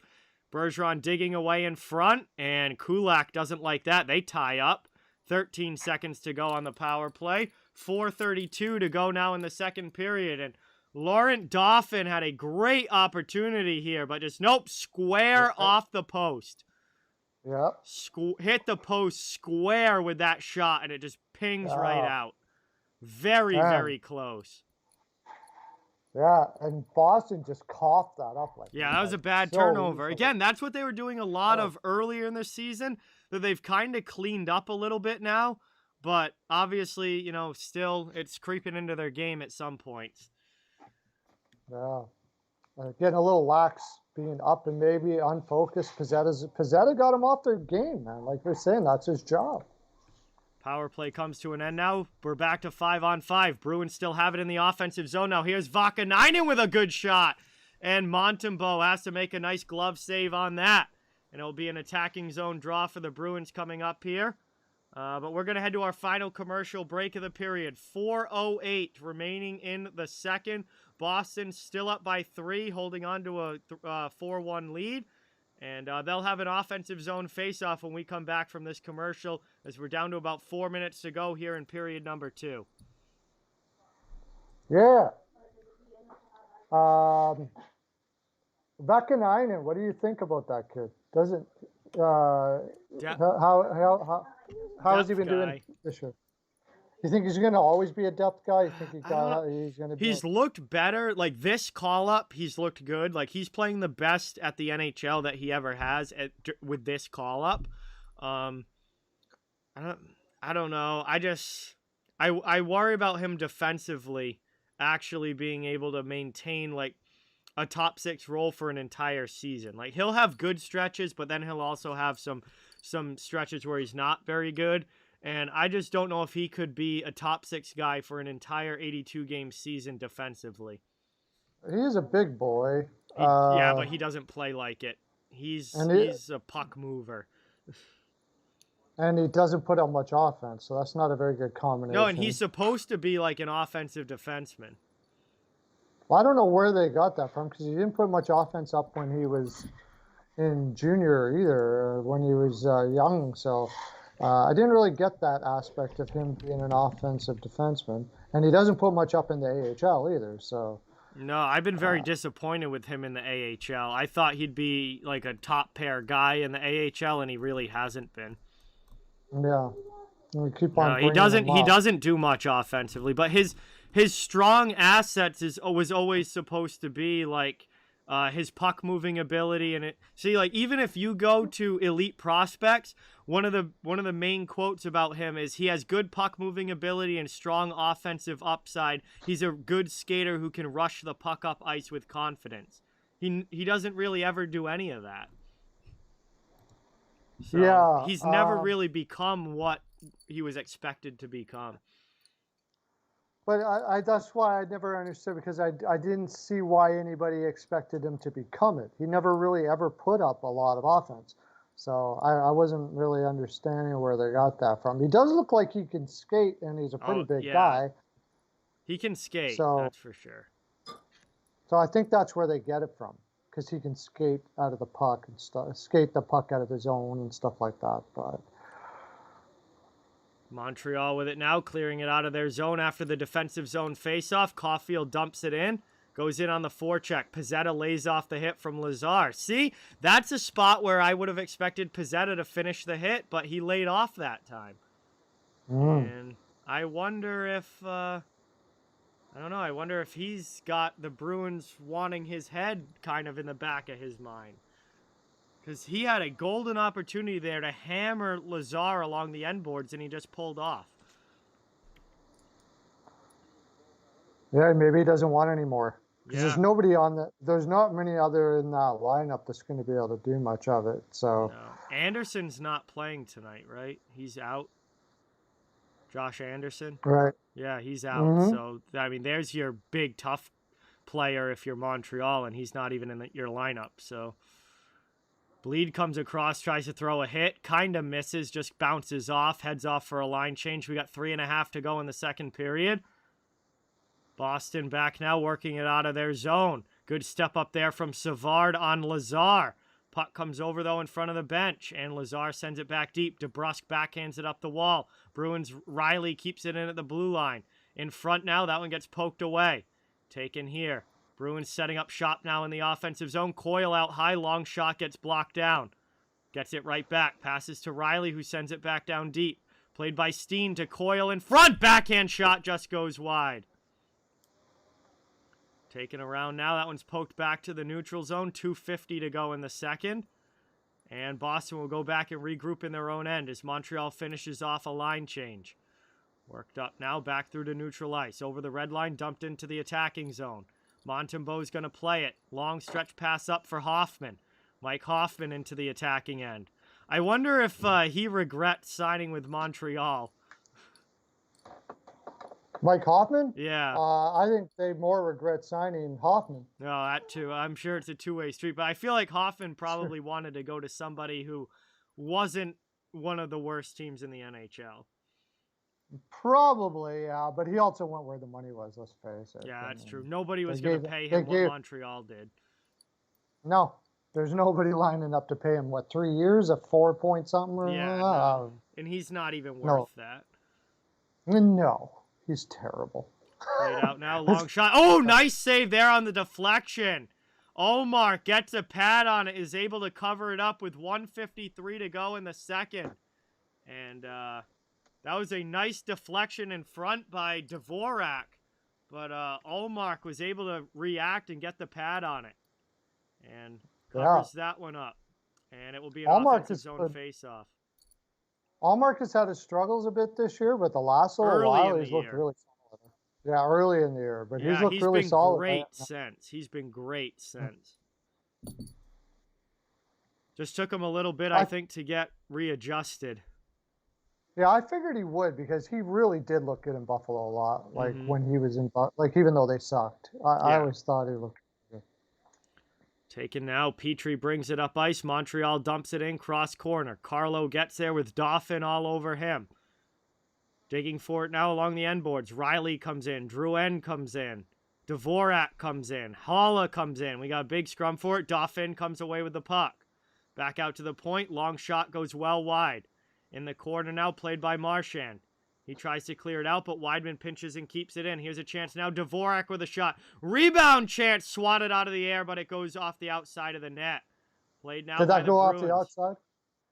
Yeah, outside of the goal there on the rebound chance. And now the Bruins bring it up ice. Riley into the offensive end. He loses it on the poke check. And Montreal's going to try and work it out. Bad pass, though. Bruins get possession back. Here's Taylor Hall. Pass over. Doesn't connect. And we're going to get a slashing penalty coming up here with 49 seconds to go. Referee puts his arm up again. He's signaling a chop. And it's a slashing call against Brett Kulak, I believe. Yes. and Boston's going to go to the power play here. Now, Boston's power play hasn't done a whole lot in this game, but we'll see if they can extend the lead back to 4 with this one as Kulak. I don't love that call. Where was it? Oh, that's it? Coming down on the leg a little bit. I mean, you got shin pads for a reason. Yeah, I don't know about that. I gotta agree with you. I'm not a huge fan of that call, but Boston's on the power play. It is what it is. We're used to this with reffing, so it is. Yeah, it is maybe what it is. He was at a different angle. I imagine it looked worse than it was, or whatever. I don't know, but that did look pretty cheesy. Yeah. I just dropped Perlo's channel in the chat, guys, the link. So if you guys want to sub to Perlo, he does hockey content on his channel as well. And he's getting close to 1,000 subscribers. So any new sub would be greatly appreciated as he pushes towards 1K. Hit a G! That'd be freaking awesome. But that one goes up and out of play. Yoda, welcome back in. Thank you for being here. You got any more wrong predictions for this game? He predicted that Colorado would come back and win 5-3 last night, and obviously Nashville won 5-4 in overtime. So I wonder if Yoda's got any more predictions for this game. Is Montreal going to come back? So right on. I'm just busting. I'm busting his balls right now because he was adamant last night that Colorado was going to come back and win that game, and they didn't. Well, they came back pretty good. Well, they did. They kept coming back, but they just weren't able to win. Yeah. They did come back. I'll give that credit for sure. I had Nashville last night. I've been saying all year, watch out for Nashville. I'm telling you, they could beat somebody in a 7-game series. It'll surprise the hell out of you. Like they are playing hard hockey every night. The only thing is, I don't know if they can keep that up until the playoffs. Like they play really hard hockey. Slim, what's going on? Welcome in. Thank you so much for being here. Axie, thank you so much for subscribing. Joe, thank you so much. Much appreciated as well. Really, really appreciate that, guys. That is awesome. Woo! Excellent. Thanks for subscribing, guys. All right, hang on. Yoda says that, yeah, bro, Montreal going to win this one 7-4. Cue the comeback. Oh, I love it. I love it, Yoda. I hope you know I'm just messing with you, dude. 7-4. That's going to do it here for the end of the second period. 4-1, 3-goal game still. Both teams pick up a goal in the second. And we're going to head to the intermission now. Boston will have some power play time carrying over. But we're going to have an intermission first. And we've got some time to hang out and chill while we wait for the third period to begin. I'll just be right back. All right. So welcome in, everybody. Thank you all so much for being here. Really, really appreciate it.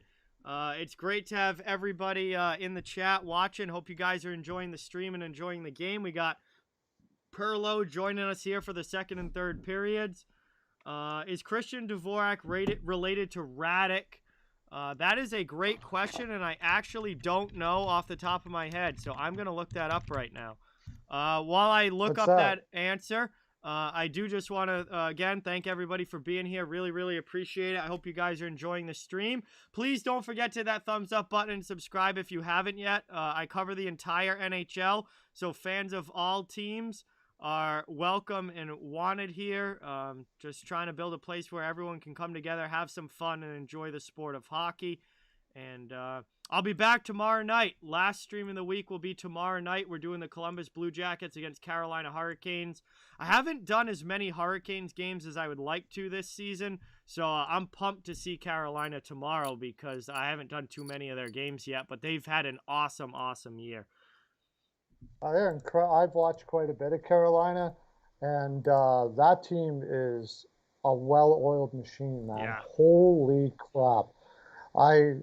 It's impressive. Wait till you watch those 4 lines play play the systems to a T, and just they're all over you. Like they anticipate better than any team I've seen in a very long time. Incredible what they do. I do not believe that Christian Dvorak is related to Radek Dvorak. No. Oh yeah, I was going to answer that question. Dvorak is a very popular name. Mm-hmm. In Where's Dvorak from? Is it Czech or Slovakian? Czech. Something like that. I think he's Czech. I Yeah. think he's Czech, but I'm not 100%. Sounds Czech. It's a very popular name wherever he's from, though. I remember Well, yeah, somebody. because So it's like some. Christian is technically American born. He's considered a U.S. player. Like if he were to play for a national team, it would be the U.S. But Oh, so he was born in the U.S. yeah. Oh, Dallas just scored. Radek is Czech. Radek Dvorak is Czech, and I think Dvorak sounds like a very Czech name. Yeah, it's very popular in their country, Dvorak. It'd be like saying the last name, not Smith, but like Johnson. Johnson or something like that. Yeah. Yeah, a very popular name. Yeah. So. Yeah, the reason why I know that is I thought that too when I heard that. I was like, are they brothers? Gotta check that out. Yoda, makes sense, bro. Gerry, welcome back. Thank you for being here. Yeah, more offense from the Bruins. They're up 4-1 headed into the third. All they got to do now is just close this one out. Close this one out in the third period. Jay, I agree with you. I think Tuukka Rask is retiring after this season. I think that's why the deal that he signed was just a 1 year, $1 million, very cheap. Like, this is it for him. I think this is one last push for Rask to try and get a cup, and that's going to be it. I very much agree with you, Jay, with that. Yeah, I think you got to respect Rask because he said right up from the get-go, he was like, I'm going to be a Bruin. Yep. If they ask me to be the third goaltender, I don't care. I'm not worried about the money anymore. Yep. I'm just all about being a Bruin. So hopefully, because I mean, I've heard a lot of things about Tuukka there in Boston, and he's had some couple of rough years, but he's a Hall of Fame goaltender, and I hope that this finally puts all that crap to rest. Like he is a Bruin through and through. So yeah, and I think he'll be up in the rafters for sure. This is like his one last chance, his one last ride, and he'll be done after this season. Cap, what's going on? Welcome in. Thank you so much for being here. Really, really appreciate it. I'm doing well. How are you? You think he'll be up in the rafters? I don't know. Got it. No? I don't know. I feel like he's pretty borderline. Yeah. I think it takes a lot for the Bruins to retire numbers. I mean, that's true. Yeah. I'm trying to, like everybody that Boston's retired have been like such legends of their time. Obviously some of them go back to like the 30s and 40s and the real early days of the NHL, and guys like Dick Clapper and obviously Eddie Shore, Milt Schmidt, guys like that. But people forget Milt Schmidt also ended up coaching and being a GM for the Bruins as well. So it's not like he was just a player. But I feel like, if you look at recent guys that have had their numbers retired, it's, obviously Ray Bourque, who's one of the greatest defensemen in NHL history. Cam Neely, who is the ultimate Bruin, for, unfortunately a shortened career, but, such the ultimate Bruin when he was healthy. I feel like it takes a lot to get your number retired as a Bruin. Now, easy is Patrice Bergeron. That's an absolute no-doubter. I think Zdeno Chara is an absolute no-doubter. But other than that, I feel like there are some other guys that are kind of borderline. Like I think if Marchand keeps playing the way that he's playing, you could put Marchand in that category. Oh, for sure, Marchand. Yeah. And he's he's so far at least is a career Bruin as well. Like these guys, like if Bergeron ends up playing his entire career in Boston and Marchand ends up playing his entire career in Boston, like you're probably going to see those guys you're absolutely going to see Bergeron, but Marchand will probably get his jersey in the rafters as well. Yeah, I would think so. If he, especially when he'll probably be playing past Bergeron and will be the guy. Yeah, he's younger, so he will. He's gonna be the guy for Boston in the future, and I mean he's an incredible leader. Obviously, learned a lot from Bergeron as well. Yeah, I would have to say it would have to be some serious injury or something to have it, so it doesn't. They don't put his name up in the rafters. Yeah, I guess. I mean, other guys are too young to say that, right? Pasternak and McAvoy and all that, but Pasternak's heading that direction if he Yeah, I keeps mean, his he would have to offense up. play years and years and years with Boston, but the guys that stay here for like their entire career or most of their career, they're going to end up being no-brainers for sure. I don't know. Maybe Yeah, Rask does. I could see 40 up there. He never won a cup as a starter. And yeah, that's true. the number of seasons that he played, like obviously, like he was the starting goaltender for like close to a decade, but it wasn't like it was, like 15, 16, 17 seasons as the number one goaltender. So Yeah, I and don't know. It'll probably be interesting. he might. So he's borderline Hall of Fame too. You figure? Man, How many the wins Hall is of Fame, the Hall of Fame goaltending debate is always interesting because there are a lot of great goaltenders who are not in the Hall of Fame.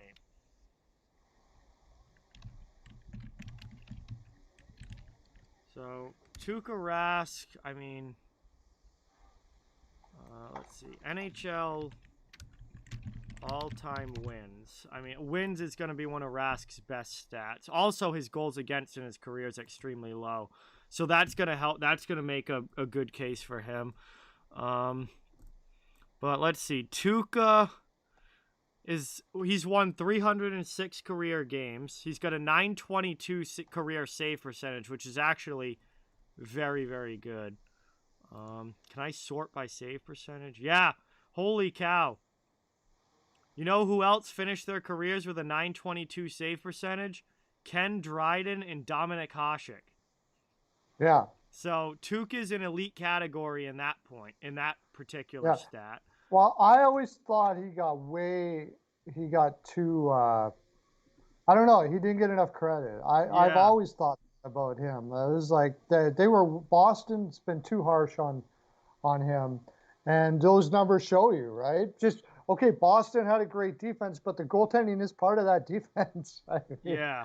Dominik Hasek is a little different because he did it in front of some pretty bad defenses. Yeah. Like he is the best all time, I believe, that I've ever seen with my eyes. The other thing that I think that's going to hurt Tuukka is that he hasn't even played 600 games in his career.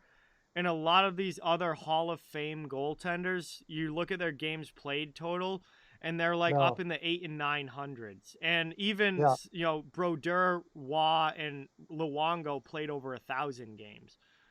And Tuukka has not even played 600, so I think that's going to hurt his Hall of Fame case too. Longevity is definitely going to be an issue. Now that I'm looking at it, like Curtis Joseph isn't in there. Yeah, see, there's a lot of really good goaltenders that aren't in the Hall of Fame. Mike Vernon. Yeah. Like he's they don't really talk about his wins, but I could look it up, I guess. Chris Osgood, I think I don't think he deserves to be in the Hall of Fame. And then Tom Barrasso, but I'd say he's borderline for sure. Borderline. All right, see you later, Cap. Thanks for stopping in. Appreciate it. Mike, welcome in. Thank you for being here. Really, really appreciate it. Jake Sanderson agrees to play for the U.S. Olympic team. Definitely not surprised there. Obviously, he missed out on, he started the World Juniors, but then unfortunately they were, the remainder of them were canceled, or I don't know, there's been some talk that they might try and do it again in the summer or something, but I'm not surprised. Not surprised that he is going to want to play for the Olympic team, that's for sure. And Jake Sanderson is phenomenal. Ottawa's 5th overall pick back in 2020. He is going to become a spectacular defenseman.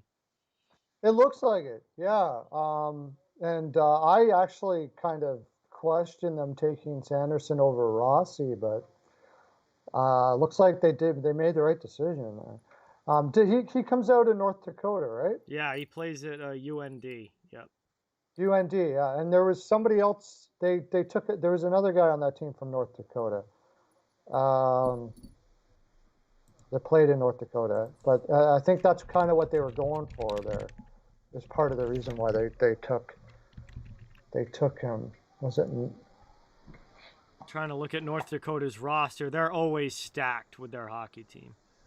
They always have a pretty good. Yeah, their team's But always loaded. there's another Ottawa Senator that comes from that, and I believe they played together.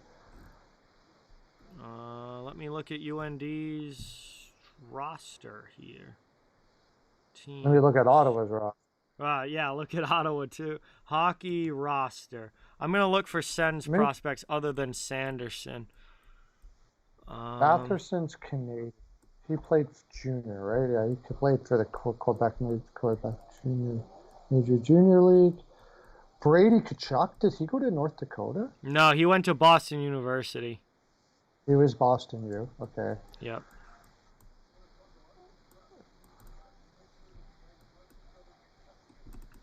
No other names are jumping off at me other than Jake Sanderson, obviously. Pinto, Tyler maybe? Clevin. Clevin is a draft pick of somebody. They're both. Tyler Clevin is both of them. They've drafted both of them. Oh, Clevin's Ottawa as well. Okay, yeah. Tyler Clevin. Yep. He's another good young defenseman. Yeah, and I believe there's somebody else too that's on the roster that also. Yeah, I was right. It's Pinto. Oh, yeah, Shane Pinto, UND as well. Shane Pinto.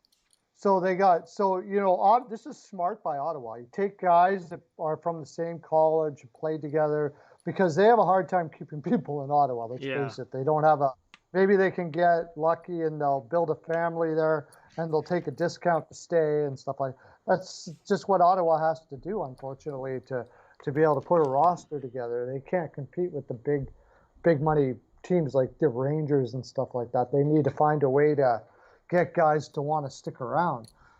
So yeah, good.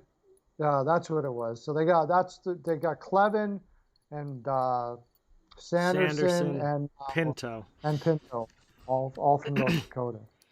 Adam, what's going on? Welcome in. Thank you for being here. No, Chris, I have no idea what caused it. No, it was just, I don't know, something was messed up last night, but it wasn't anything that I could, fix on my end.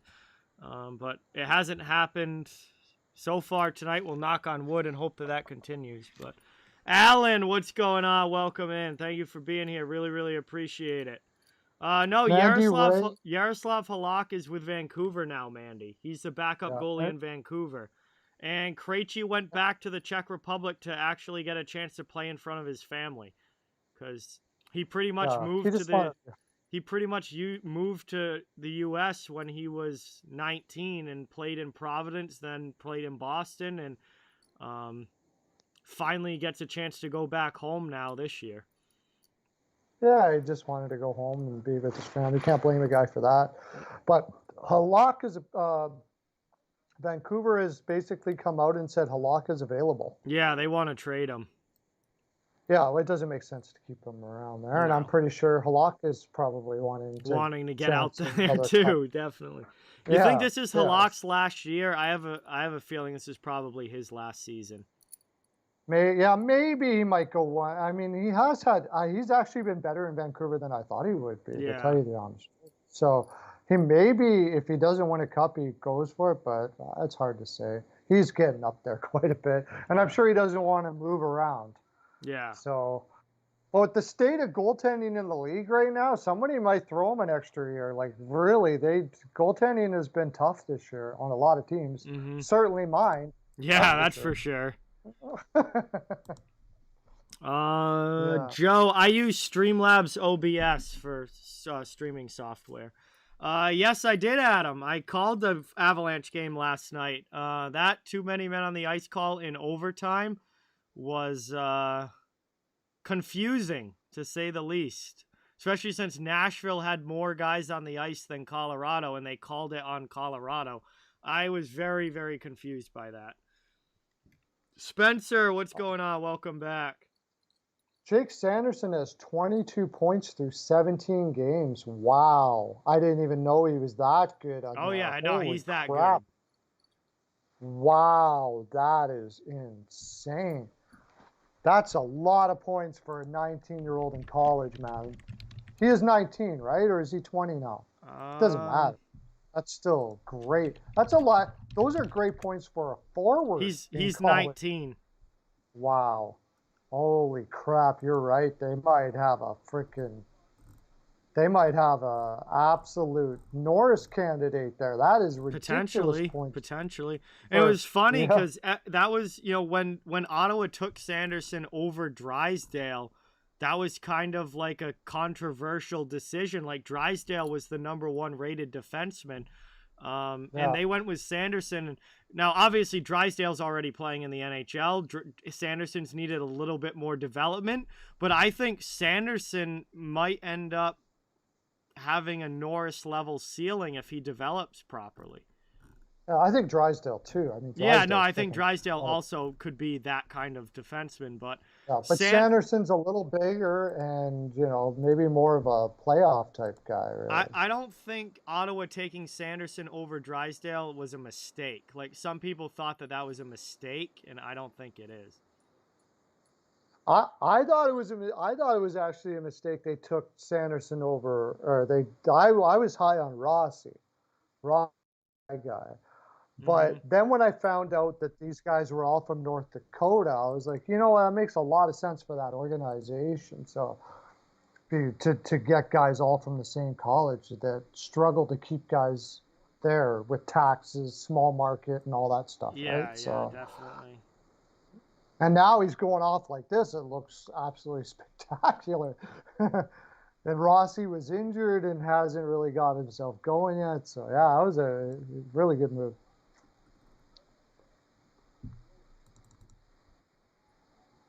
All right, here we go. Start of the third period. And where did oh my God. I just messed with my scoreboard here. Something got messed up. I can't find the period to change it. Where did I put this thing? Bro, where did this thing just go? Where are you grabbing that out of? Streamlabs. Yeah. Streamlabs, yeah, but like it's just a text source added in, but I just lost it. I literally don't know where it went. Text source. I gotta figure that out. And then you can put it goes up on top of the screen or whatever? Or... Yeah, if you layer it right, yeah. Wow, we're gonna get another penalty here. Been a parade to the penalty box for a good portion of this game. Looks like Boston's power play's done. So we're gonna go 4-on-4, still a 4-1 game. And tripping call here. Yeah, you definitely. Oh yeah, Craig Smith with the stick in the skates of Armia. So pretty easy call there. Yeah. Hold up. Now it just disappeared. Bro, where is it? Oh, there it is. Why is it there? Bro, this is making me mad now. Bro, it just disappeared again. Why is it going in these folders? It's supposed to be going... Mandy Rake predicts 10-2. I don't think it's going to be 10-2. I don't think it's going to get that one-sided. Yeah, if you're going to predict, go hard, though, because if you get it right, that's 10-2. Like, if it happens, you're like a genius, and if it doesn't happen, it's like, I was just messing. You're never really wrong. It's a good idea. Where did home power oh my God, things are getting messed up here. Everything. Oh, by the way, with Boston being team total, and if they win in -1.5, yeah, I'm on a 10 in a row heater. Wow, that's a heater if I've ever seen one. Holy cow! I was 8-0 last night, so this wow, I went 4-0 last night. Did you? Wow. Yeah, I had Florida, Tampa Bay, Nashville, and San Jose. Nah, I had Nashville too. People thought I was crazy with that pick, but I really love their game, and Colorado's on a back-to-back. Colorado on the back-to-back is what led to me making that pick, yeah. And, I mean, Kemper has really not hit his stride in Colorado, let's face it. He's the weak link so far this year. So yeah, it hasn't been a good start for him. Yeah, and Colorado's show. Oh, look at this. What's going on here? Oh, not even close. Wide Montreal's on a power play now. 4-on-4 comes to an end. I am literally like this stuff on Streamlabs is disappearing as I click on it. I don't know what is happening here. I had Florida team total over, Florida over, Dallas, Pittsburgh, and Reg, I've San Jose, ML. I was just everything was just going my way last night. It was crazy. I wonder if I can find it somewhere. I've lost my home power play folder. I've lost my period folder. I have no idea where this stuff went. Wow. Streamlabs is making me mad now. McKinnon makes 5.5 a year. That's absurd. Yeah, but I mean, Suzuki got his way after McKinnon got his. But even when McKinnon got his, it was absurd. It was that was a ridiculous contract. Team-friendly deal for sure. To say the least, yeah. I don't think that was well advised by his agent. I think he did that to win. And everything I've heard about McKinnon, like he doesn't care about anything but winning cups. That's it. That's it. Kind of guy that I want on my team. And he's cray-cray, like he's on guys. Like he keeps people accountable all the time to the point where some players can't even play with him apparently. Yeah, they don't like him. Mm-hmm. You might have to restart it. No, I'm not going to restart it. I just got to try and find all this stuff. I don't know where it went. But it's still showing on the screen, which means that it's still here somewhere. I just can't find it in any of these folders. Well, what's past the streak right now? How many goals is he on? Boy, I don't even... He's scored a bunch. I think he has like 5 or 6 goals in his last 4 games or something. He's been scoring a lot. All right. He doesn't have one tonight. We'll see if we can get him one. Pasta got his hat, or Marchand got his hattie. Maybe Pasta can keep the streak alive. I feel sorry for the guys out there that took the over on this game right now. Sweating the 5th goal. Oh, yeah, they want that one more goal. Actually, I think it was a 6. Oh, so, was it a 6? Yeah, all right, so you need 2 more. Yeah, it would be a push. It'd be a push at least, yeah. All right. Is there... I see 2 power plants on the screen also on my end. Yes, because I can't find the home power play folder to turn it off because I have no idea where these things got dragged to. All power plays is what that's a power plays, right? Yes. I can't find the folder anywhere now in Streamlabs, but it's definitely somewhere because it's still showing on the screen. I just have no idea where. I was trying to change the period, and all of a sudden... Nope, that's... Oh, shoot. I just turned off the away team. That's not what I wanted to do. All right.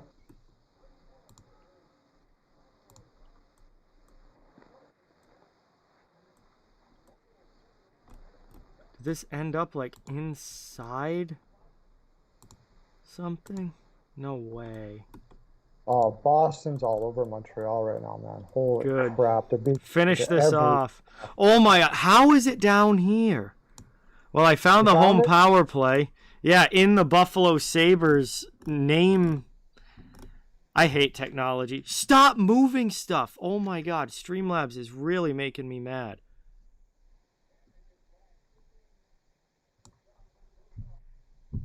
Okay. Oh, my... I'm trying to drag this stuff to the right spot, and it's not going to the right spot. What are you doing? Oh, my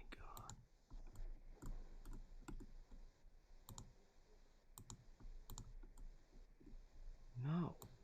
No. Your laptop glitched the audio? Oh, man.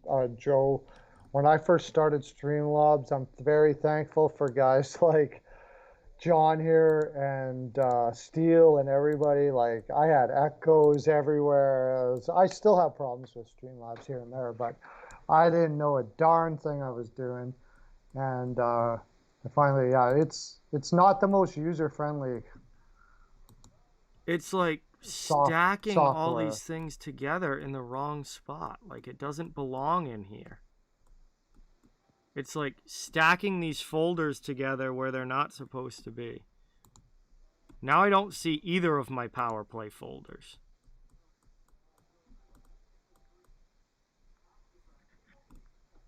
Like, what? Power play stuff gone. Period's gone. All I have left are the teams in even strength and the score. And I'm going to lose them if I keep going the way that I am.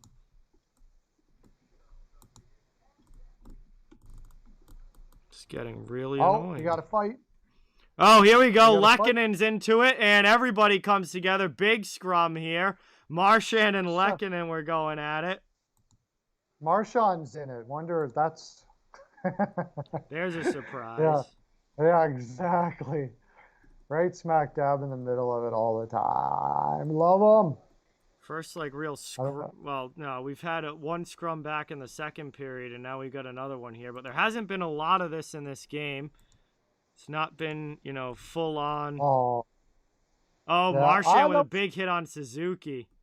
Nothing wrong with that. Nothing wrong with that hit at all.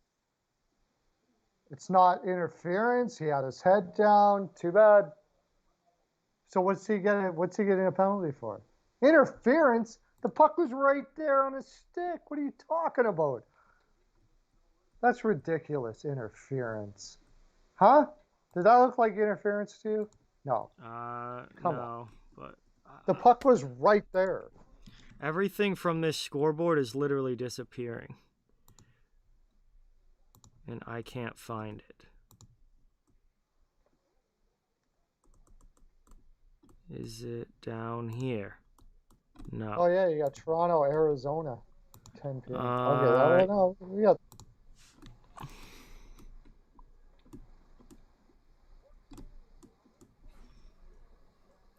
Montreal's on the power play here, still down by a bunch, trying to get back into this. Where did these folders go?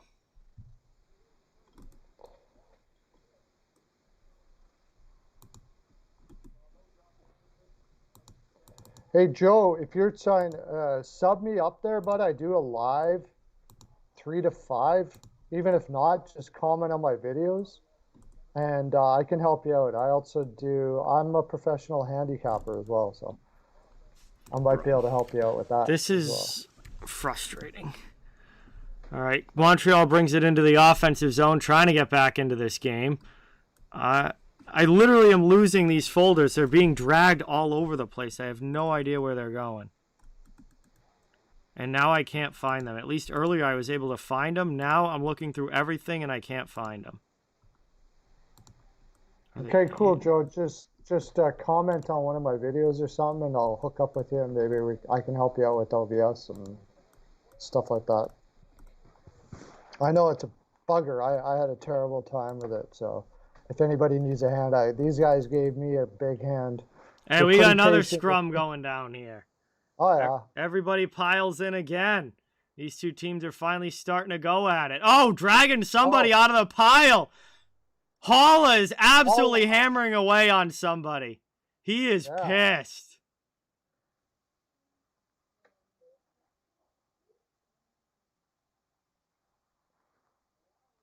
Holy cow. Haula was just hammering away on one of the Canadiens. You know what? When does Boston play Nashville? Saturday. You know, like, are you doing that game? I'm probably not going to be home Saturday. Oh, man. I'm going to do that game maybe, see if I can get Peyton to do it. Sub up to Peyton on the radio, everybody. Because I'll tell you what, Nashville is playing just like this right now. Boston, Nashville, even though they're from different East and West, it won't matter. That'll be a freaking war. Oh, he headbutted him. Oh, that's what he was so mad about. Yeah, no wonder he was pissed. And he just started wailing on him. Oh, yeah, Haula just started throwing punches at him. Just hammering away. Wonder if he's going to get anything for headbutting. There's going to be more. There might be more fights than goals in this third period. Yeah.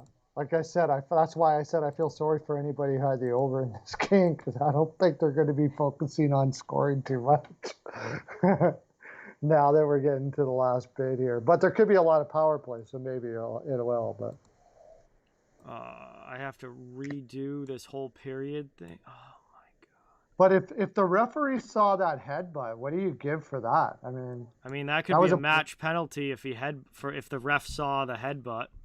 That could be a match blatant penalty. headbutt. Why is this snapping? I'm gonna have to actually fix this scoreboard later. This is, oh my god, this is getting really aggravating. Oh, Joe found Peyton first and then found us. Wow, right on. Oh, sweet. Yeah, So Peyton is the man. Yeah, Peyton is the man. He's awesome. I found John first, and then you were the first to find me. Yes. I found John. Well, I was watching you before I ever did that, but it was because of John and guys like that that I'm doing this now, because I liked watching them. Mm-hmm. And Hot Take Hockey.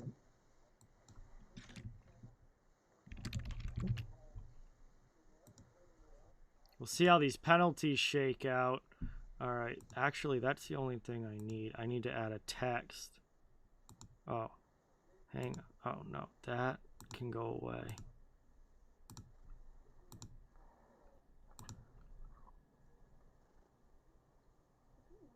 Yeah, Peyton, that's the one where I actually found. Like, I was looking through a whole bunch of people and I heard Peyton. Mm-hmm. And he had, like, no subscribers at all at the time. But you couldn't help but love the guy. Especially when he goes off on the Oilers. My gosh, yeah. Funny. Nobody goes on a rant better than Peyton. Facts. He's fantastic.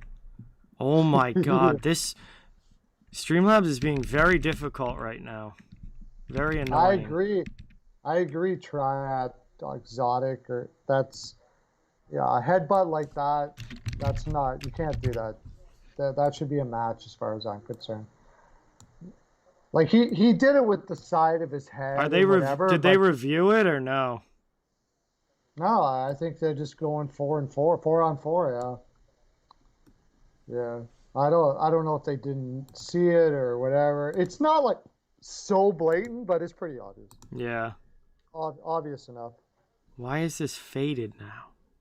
Bro, I can't with this scoreboard right now. It's 4 on 4 for 40 seconds, 12:50 to go in the third.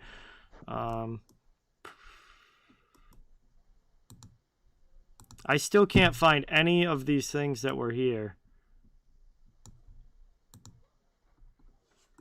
For the scoreboard. Period's gone, power play boxes are gone, like everything's disappeared.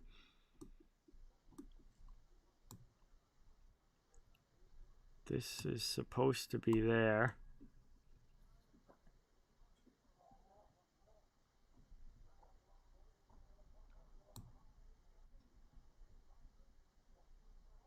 Ooh, what?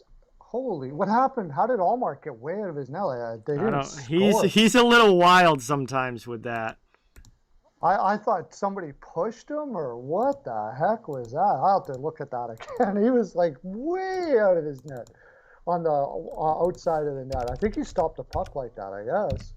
Did like a little ninja move. Yeah. Chance again. Montembeault makes a save there, covers it up. Still no goals yet in this third period. Oh, I know why. Yeah. Those have to be switched. Oh, Hall took a high stick. They didn't see that. So what did he do?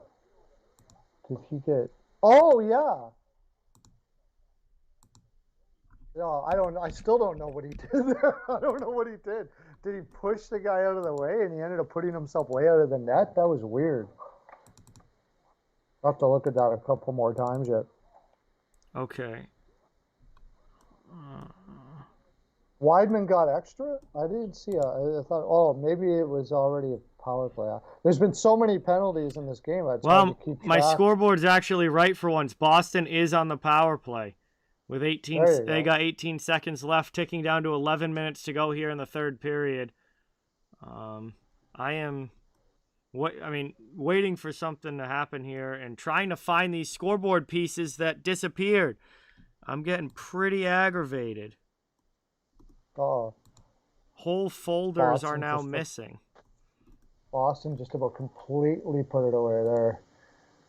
but Allen managed to kick out the pad.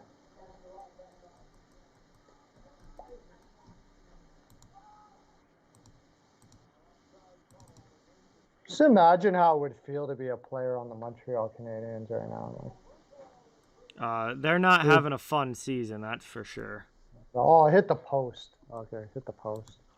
All right, it's not in there. Away team. It's not in there. Hey, how you doing? You know, you're a big Boston fan, Shannon. Oh, good, you're loving this then. Yeah, it's been actually, considering it's been kind of a blowout, it's still been pretty entertaining. There's been a lot of cool stuff going on, a lot of scrap. Yeah, they're starting to get nasty. Yeah, starting to get interesting. No Tuukka in tonight, Shannon. No, Tuukka's backing up tonight. Ullmark is starting tonight. Tuukka is playing tomorrow against Philadelphia.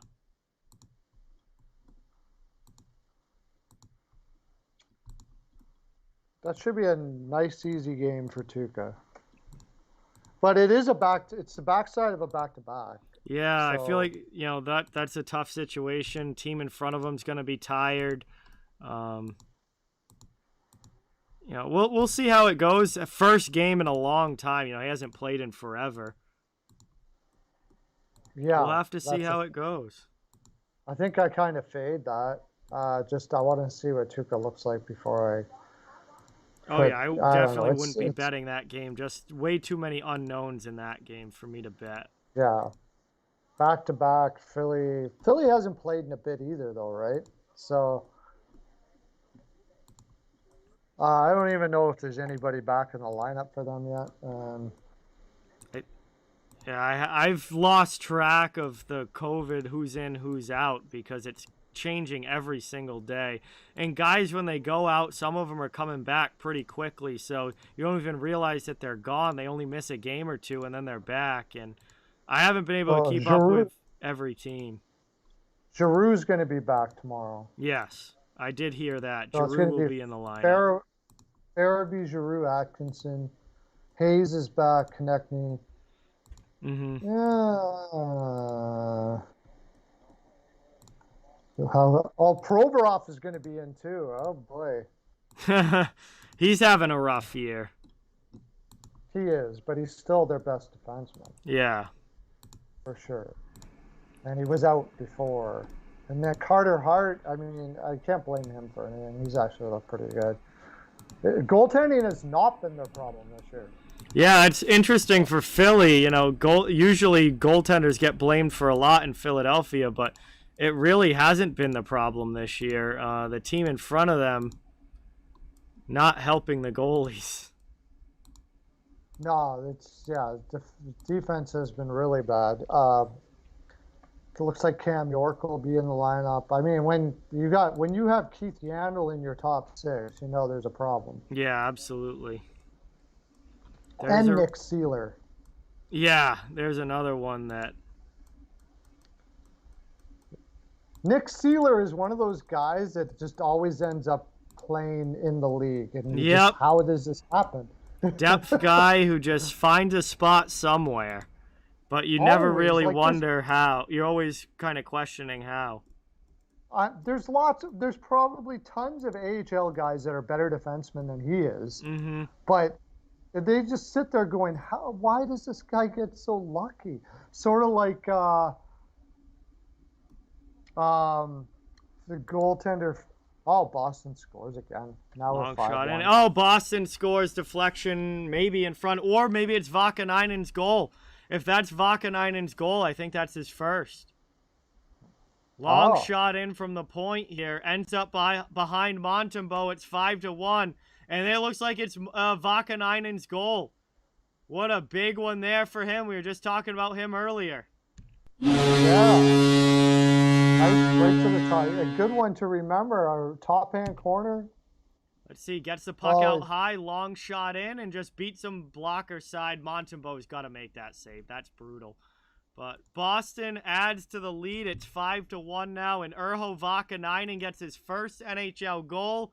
Huge congratulations to him for that. And Montembeault just missed it with the blocker. I think it was Tip, dude. Number 20. Who's number 20? Lazar? Yeah, Oh, it didn't really we'll see change it. direction until it hit I mean, Montembeau's blocker, and then he missed it. well, maybe it's just the angle it looked like it was, but I hope not, because I don't know I'm what. sure Lazar's gonna keep quiet about it. Yeah. I don't know what Montembeau was really doing there. uh, yeah, Molten Bull is not an NHL goaltender here, so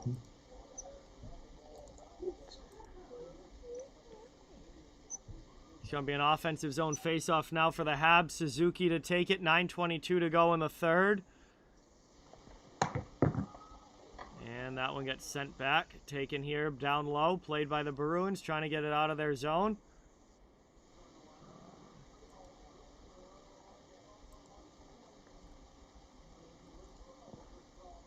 who is I think? Oh, Oh, now we got Dell. another scrum going on here. These teams come together That was again. the goaltender Dell. Always ends up being getting NHL games every year, and you're Yeah. like, how? Yeah, He's Aaron Dell's horrible. like that. Yep. It always leaves you wondering what the heck he's doing in the league. I'm sure there's better goaltenders in the AHL than Dell, but I don't know what he does. But he's got to be one damn good locker room guy. He's giving somebody some serious pleasure there in the locker room, I would have to think. 'Cause- I don't know, 'cause but he always finds a way into the league. It's crazy. He played in San Jose for like 3 years, and he couldn't stop pucks any of the time he was there. Yeah. It's crazy. Do we think that do you think that the Bees have a legit team to win the cup this year? No. I think they I need don't. D. I think I they'll think they be need D. they'll be a playoff team and they'll try and make a run, but I would not bet money on them winning the cup. No. No, I wouldn't put money on it. No, No. no. But I mean, they got the deadline coming up, and if there's one team that seems to, do pretty good with deadline deals, is Boston. So you never know. But like, I'm with you on that. If they can find a way to put a package together to get Chikrin, that could change things up a little bit. Mm-hmm. Chikrin's freaking amazing, and Yeah. Chikrin McAvoy's their top pair. That'd be nuts for sure. Then you might be talking about a possibility that they could do something for sure. Yeah. All right. I'm still paying attention, but I'm still trying to find these things. It still says Bruins power play. I can't find the power play folder for the life of me anywhere in Streamlabs. I was trying to drag them places, and I dragged it to a bad spot, apparently, and I have no idea where it is. I don't know how it's still on the screen, though. It has to still be there to still be on the screen. On paper, that if you add a top four, they're as good as anyone else. I'm not really sure about that. I mean, I don't think they're going to be able to hold, like, they're playing great right now, but I don't think they're going to be able to keep this up for an entire 4 rounds of the playoffs. Like, I don't trust their longevity to continue to play at this level. Here's another chance. Wow, how did that not go in? DeBrusque can't buy a goal. Long shot there. No. A 7 games against Tampa Bay. Yeah, things like that. That's going to be tough. Florida's going to be tough. Kucherov, Stamkos, Point, Palat, Killorn. I mean, man. And that defense, like Boston's defense can't hold a candle to Tampa Bay's defense. Yeah. I can't. I mean, you're right. Anything can happen. Montreal made the finals last year. Anything can happen. But if you're saying contender, no.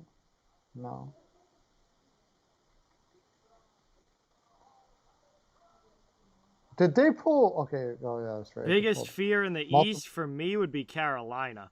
That's the last team I want to play this season. Tampa and Carolina. I mean, both of them really. But I even think Carolina more. Yeah. No, I Carolina, I think, is with the goaltending that they're getting from Freddie Anderson this year, who's got like a 930 save percentage or something insane like that. I think Carolina is going to be extremely difficult to beat. I do think Carolina really would do well to add that playoff guy. You know what I Yeah, mean?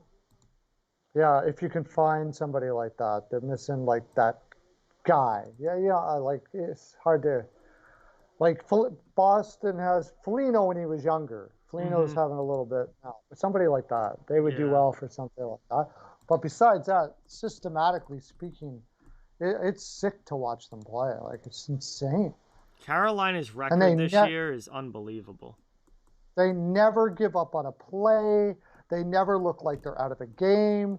You don't see any of them putting their like heads down or you Mm-hmm, know what I mean? Like they're totally confident even if they're down 4-1. It's it's pretty amazing to see that definitely, team. definitely. Uh,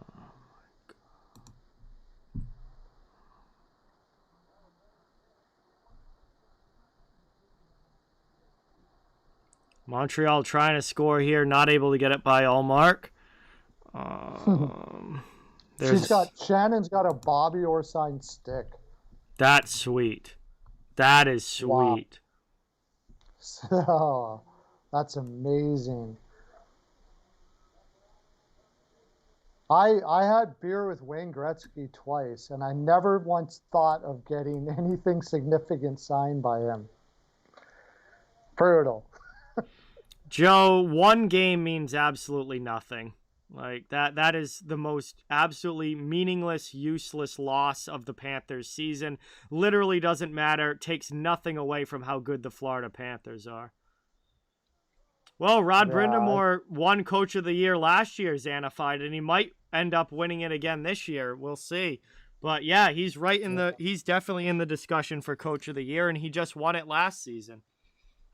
yeah. I think they gave it to him last year, knowing that that team is going to get so good that they can't give it to him anymore. It's sort of like Cooper in Tampa Bay, Mm-hmm. you know. So he I don't really. I think Quinville actually deserved it more last year, but I understand why they gave it to him last year because Mm-hmm. he's got to get at least one in his career. The guy is absolutely insane, coach, like Yeah. amazing coach, right? So yeah, this year it's Minnesota looks like they're falling off. I'm not. Maybe they're not. They're just struggling a little bit right now. But it's a little tough to say who. I would give it to Sullivan. Sullivan's got to get one. Yeah, so what he's done with Pittsburgh this year, if the if the Penguins keep up doing what they're doing, absolutely, he's I got think to be in the it's discussion. Absolutely. it. I think it's time. They got to give him one now. Like I personally, he's got to get one. Yep. So that's kind of the way it is with coach of the year. It's not always the best coach. It's kind of like, is it the right time to give a really good coach one? It Mm-hmm. happens quite often. So I think when Cassidy got his, Tortorella deserved to get one, but he pissed off the media so much he wasn't ever going to get Yeah, one. But they on the were same definitely note, I not think going to give Cassidy, him one. yeah, but on the same note, I think Cassidy needed to get at least one in his career. He's a great coach too. Oh, scrap, scrap, Oh, here we scrap. go, back behind the play. Howell is into it with was that Dauphin as they come together and scrap back behind the play with 4:55 to go. And that was Holla and Dauphin going at it. You knew Holla was gonna be after him punching Weidman. You knew that they were gonna go after him, and these two teams come together again. Let's go, let's go. Just to let you know, I'm also doing college and NBA now for capping. I am 7-1 tonight on college. Freaking heater, man! Holy crap! Unbelievable. I can't believe that. I just went 7-1 on college. Uh, if Panthers win the cup, it's a burn. Why would you say that? I would In what love way? for the What way, Panthers Joe? to. I would love for the Panthers So to do win I. the cup. I would love it too. That's a team that would be a fantastic cup winner. Yeah, I would love that for their team and for the league to get more people over there in that building. I mean, getting those teams to have fans and success is how we're going to compete with the NFL and NBA. Arizona as well, although they're not going to make it. That arena deal looks like it's over. Yeah, that arena deal's in rough shape. That's not looking good. Yeah, when Vegas got the team that fast, I was pretty much convinced Arizona wasn't going to make it, because now you got Vegas, you don't need Arizona. Yeah, right? They're right exactly. beside each other. So a lot of talk about Houston. Do we need two teams in Dallas, really? And Texas? Oh, Houston should be the next place to get a team. You think so? Oh yeah, absolutely. That's the biggest television market in the United States that does not have a team. Okay. And then you would automatically have the Houston-Dallas rivalry. Oh yeah, it'd be killer. That would be nuts. Killer. It's just the question is the owner of the Dallas Stars going to be, what's he going to think of that? Like, I think they can fill both buildings, all right? Yeah, no, Texas is a huge state. Population is massive. Dallas has been very successful. Houston has done very well supporting AHL teams and minor league hockey, and massive television market, huge rivalry right out of the gate with the Stars. If I had to think, where the NHL is going to go next, it would be there. Oh, Seattle made it 3-2 in the second period. Seattle's trying to come back on Dallas here. Don't you be doing that. I was afraid of Seattle tonight too. Actually, I kept it down on the. But what was I going to say? Quebec City. I'm Canadian, and I'll tell you right now, I have nothing against Quebec City or anything like that. I really don't want the league expanding more in Canada. We got all the fans in Canada of hockey that we have. We're not going to get more fans by putting a team in Quebec of hockey. Right now, we need to build in the largest market in the world. In the United States, we need more teams in the United States if they're going to go anywhere. So, I would hope that it would be Houston. I like Salt Lake City. Sure, Utah. How many people in Utah? Not a big population. I looked this up a few streams ago. The biggest television markets in the U.S. Salt Lake City was on the list, but it wasn't that high up. Kansas City get another one? Oh, they've had a team before. Yeah, Kansas City. The league's going to have to expand a lot to get one in all of these cities, which I don't think is going to happen. But hang on, I'm going to look up Salt Lake City because I feel like it wasn't very high on the list. Portland. All right, we've got obviously New York, LA, Chicago, Philly, Dallas. Yeah, the areas you would expect to be huge television markets are. Let's see, Boston's number 10, Seattle's number 12. Pizzetta with another hit there. Nobody goes after him this time, though. Tampa, Minneapolis, St. Paul, Detroit, Denver, Orlando, Miami, Cleveland, Sacramento, Portland, Oregon is 21. Charlotte is 22. St. Louis, 23. Indianapolis is 25. That could be an interesting spot. Salt Lake City is the 30th biggest television market in the U.S. Okay. So it's pretty far down the list. Houston is 8th, so I feel like they'd probably go to Houston first for the TV market. Yeah, and it's quick. I think they have a arena already, because maybe those other ones might be expansion markets, but Houston, you're going to have to find somebody that has the arena and everything ready at the ready, right? And so that's the name I've heard the most. So it'd be pretty cool to have that rivalry as well, like you said. And the only thing about that is, are you really drawing more of a fan base than are you going to get more fans because you already have stars, right? So with those fans will move over, but how many new fans are you getting out of that? That's my thing. Is I want as many new fans as possible. Well, where do you think they would go where they'd be getting new fans? Well, where's Indianapolis? Like on the Indiana? map? Kind of one of the Indianapolis. Midwest states. Yeah, maybe something like that would be cool, but I don't think they would be ready, right? Like they would have to. They would have to. Yeah, that would have to be something that would come like down the line. I don't think they have. I mean, they have minor hockey there, but I don't think they have like a NHL ready arena right now or anything. So Indianapolis is between St. Louis and Columbus, and slightly on the Columbus side. But it's like right between St. Louis and Columbus. Chicago and Detroit are both to the north. Nashville's straight down to the south. Yeah, see, that might be tough because Columbus is already a rocky market, right? Yeah. So you might not want to eat into that Columbus market until it's stronger yet. So if it's quick, it might have to be just Houston, because like the other ones I think would be more down the road whenever we expand again and they can prepare for it. So might have to be Houston. But whatever it is, I would rather it to be an American market.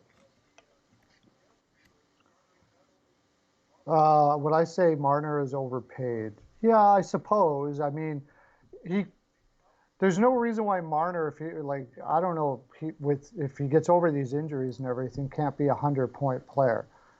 And if he's a 100-point player, is he overpaid at 11 million?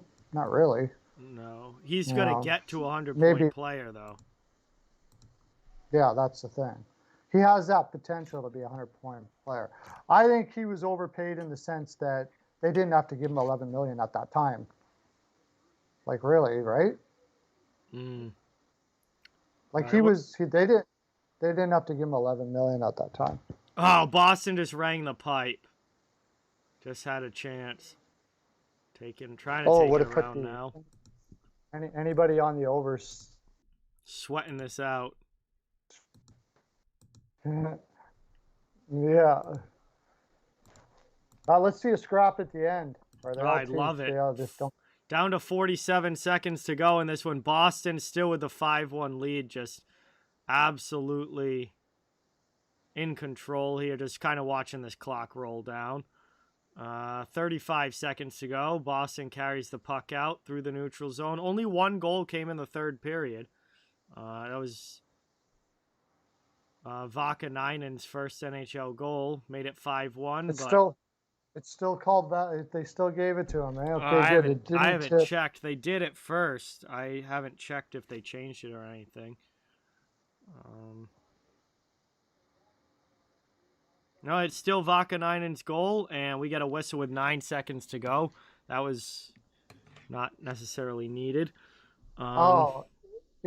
Indy's more into the. Yeah, I mean, every NFL and every market in the United States is more into some other team than their hockey team, generally speaking. Especially new markets. Like, there's no new market in the U.S. that's going to be a hockey market. The NHL's already in all the hockey markets. Any sort of expansion now is going to be into a place that is not really a traditional hockey area. Yeah. I don't think there's no market where hockey is the number one market in the United States, or number one game in the United States. I don't think. No, even maybe more. Yeah, even places Detroit, where it's really popular, like Detroit or Boston and places like that, football is still king. Baseball is still really big. Like, hockey's not the number one sport anywhere in the U.S. The the Pistons are bigger than The the Red Wings. Wings. Yeah. Yeah, still the fourth highest. Maybe Buffalo, but no, because they got the Bills. And the Bills The are definitely Bills, bigger than the Sabres, that's for sure. yeah, they just don't have any other market. It's surprising me that Buffalo doesn't have, but then it's a New York team, so they're any Yeah. other market. Like it's hard for them to fight for that. It's a New York team, so they've already got New York teams everywhere.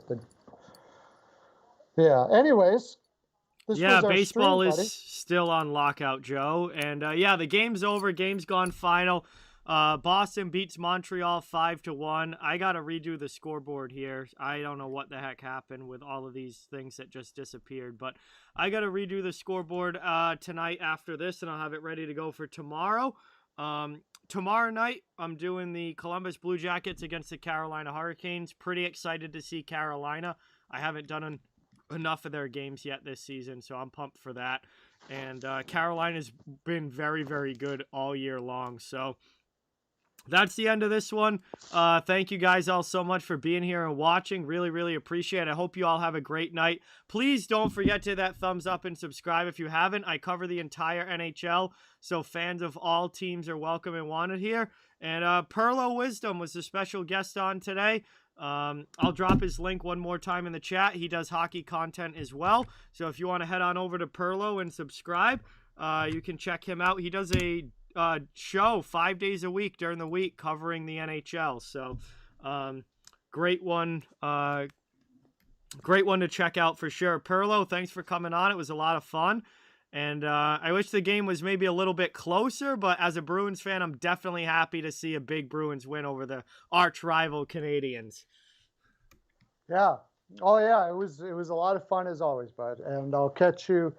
You're not going to be around for this is your last stream of the week, right? So next week we'll get on sometime. All right, sounds good.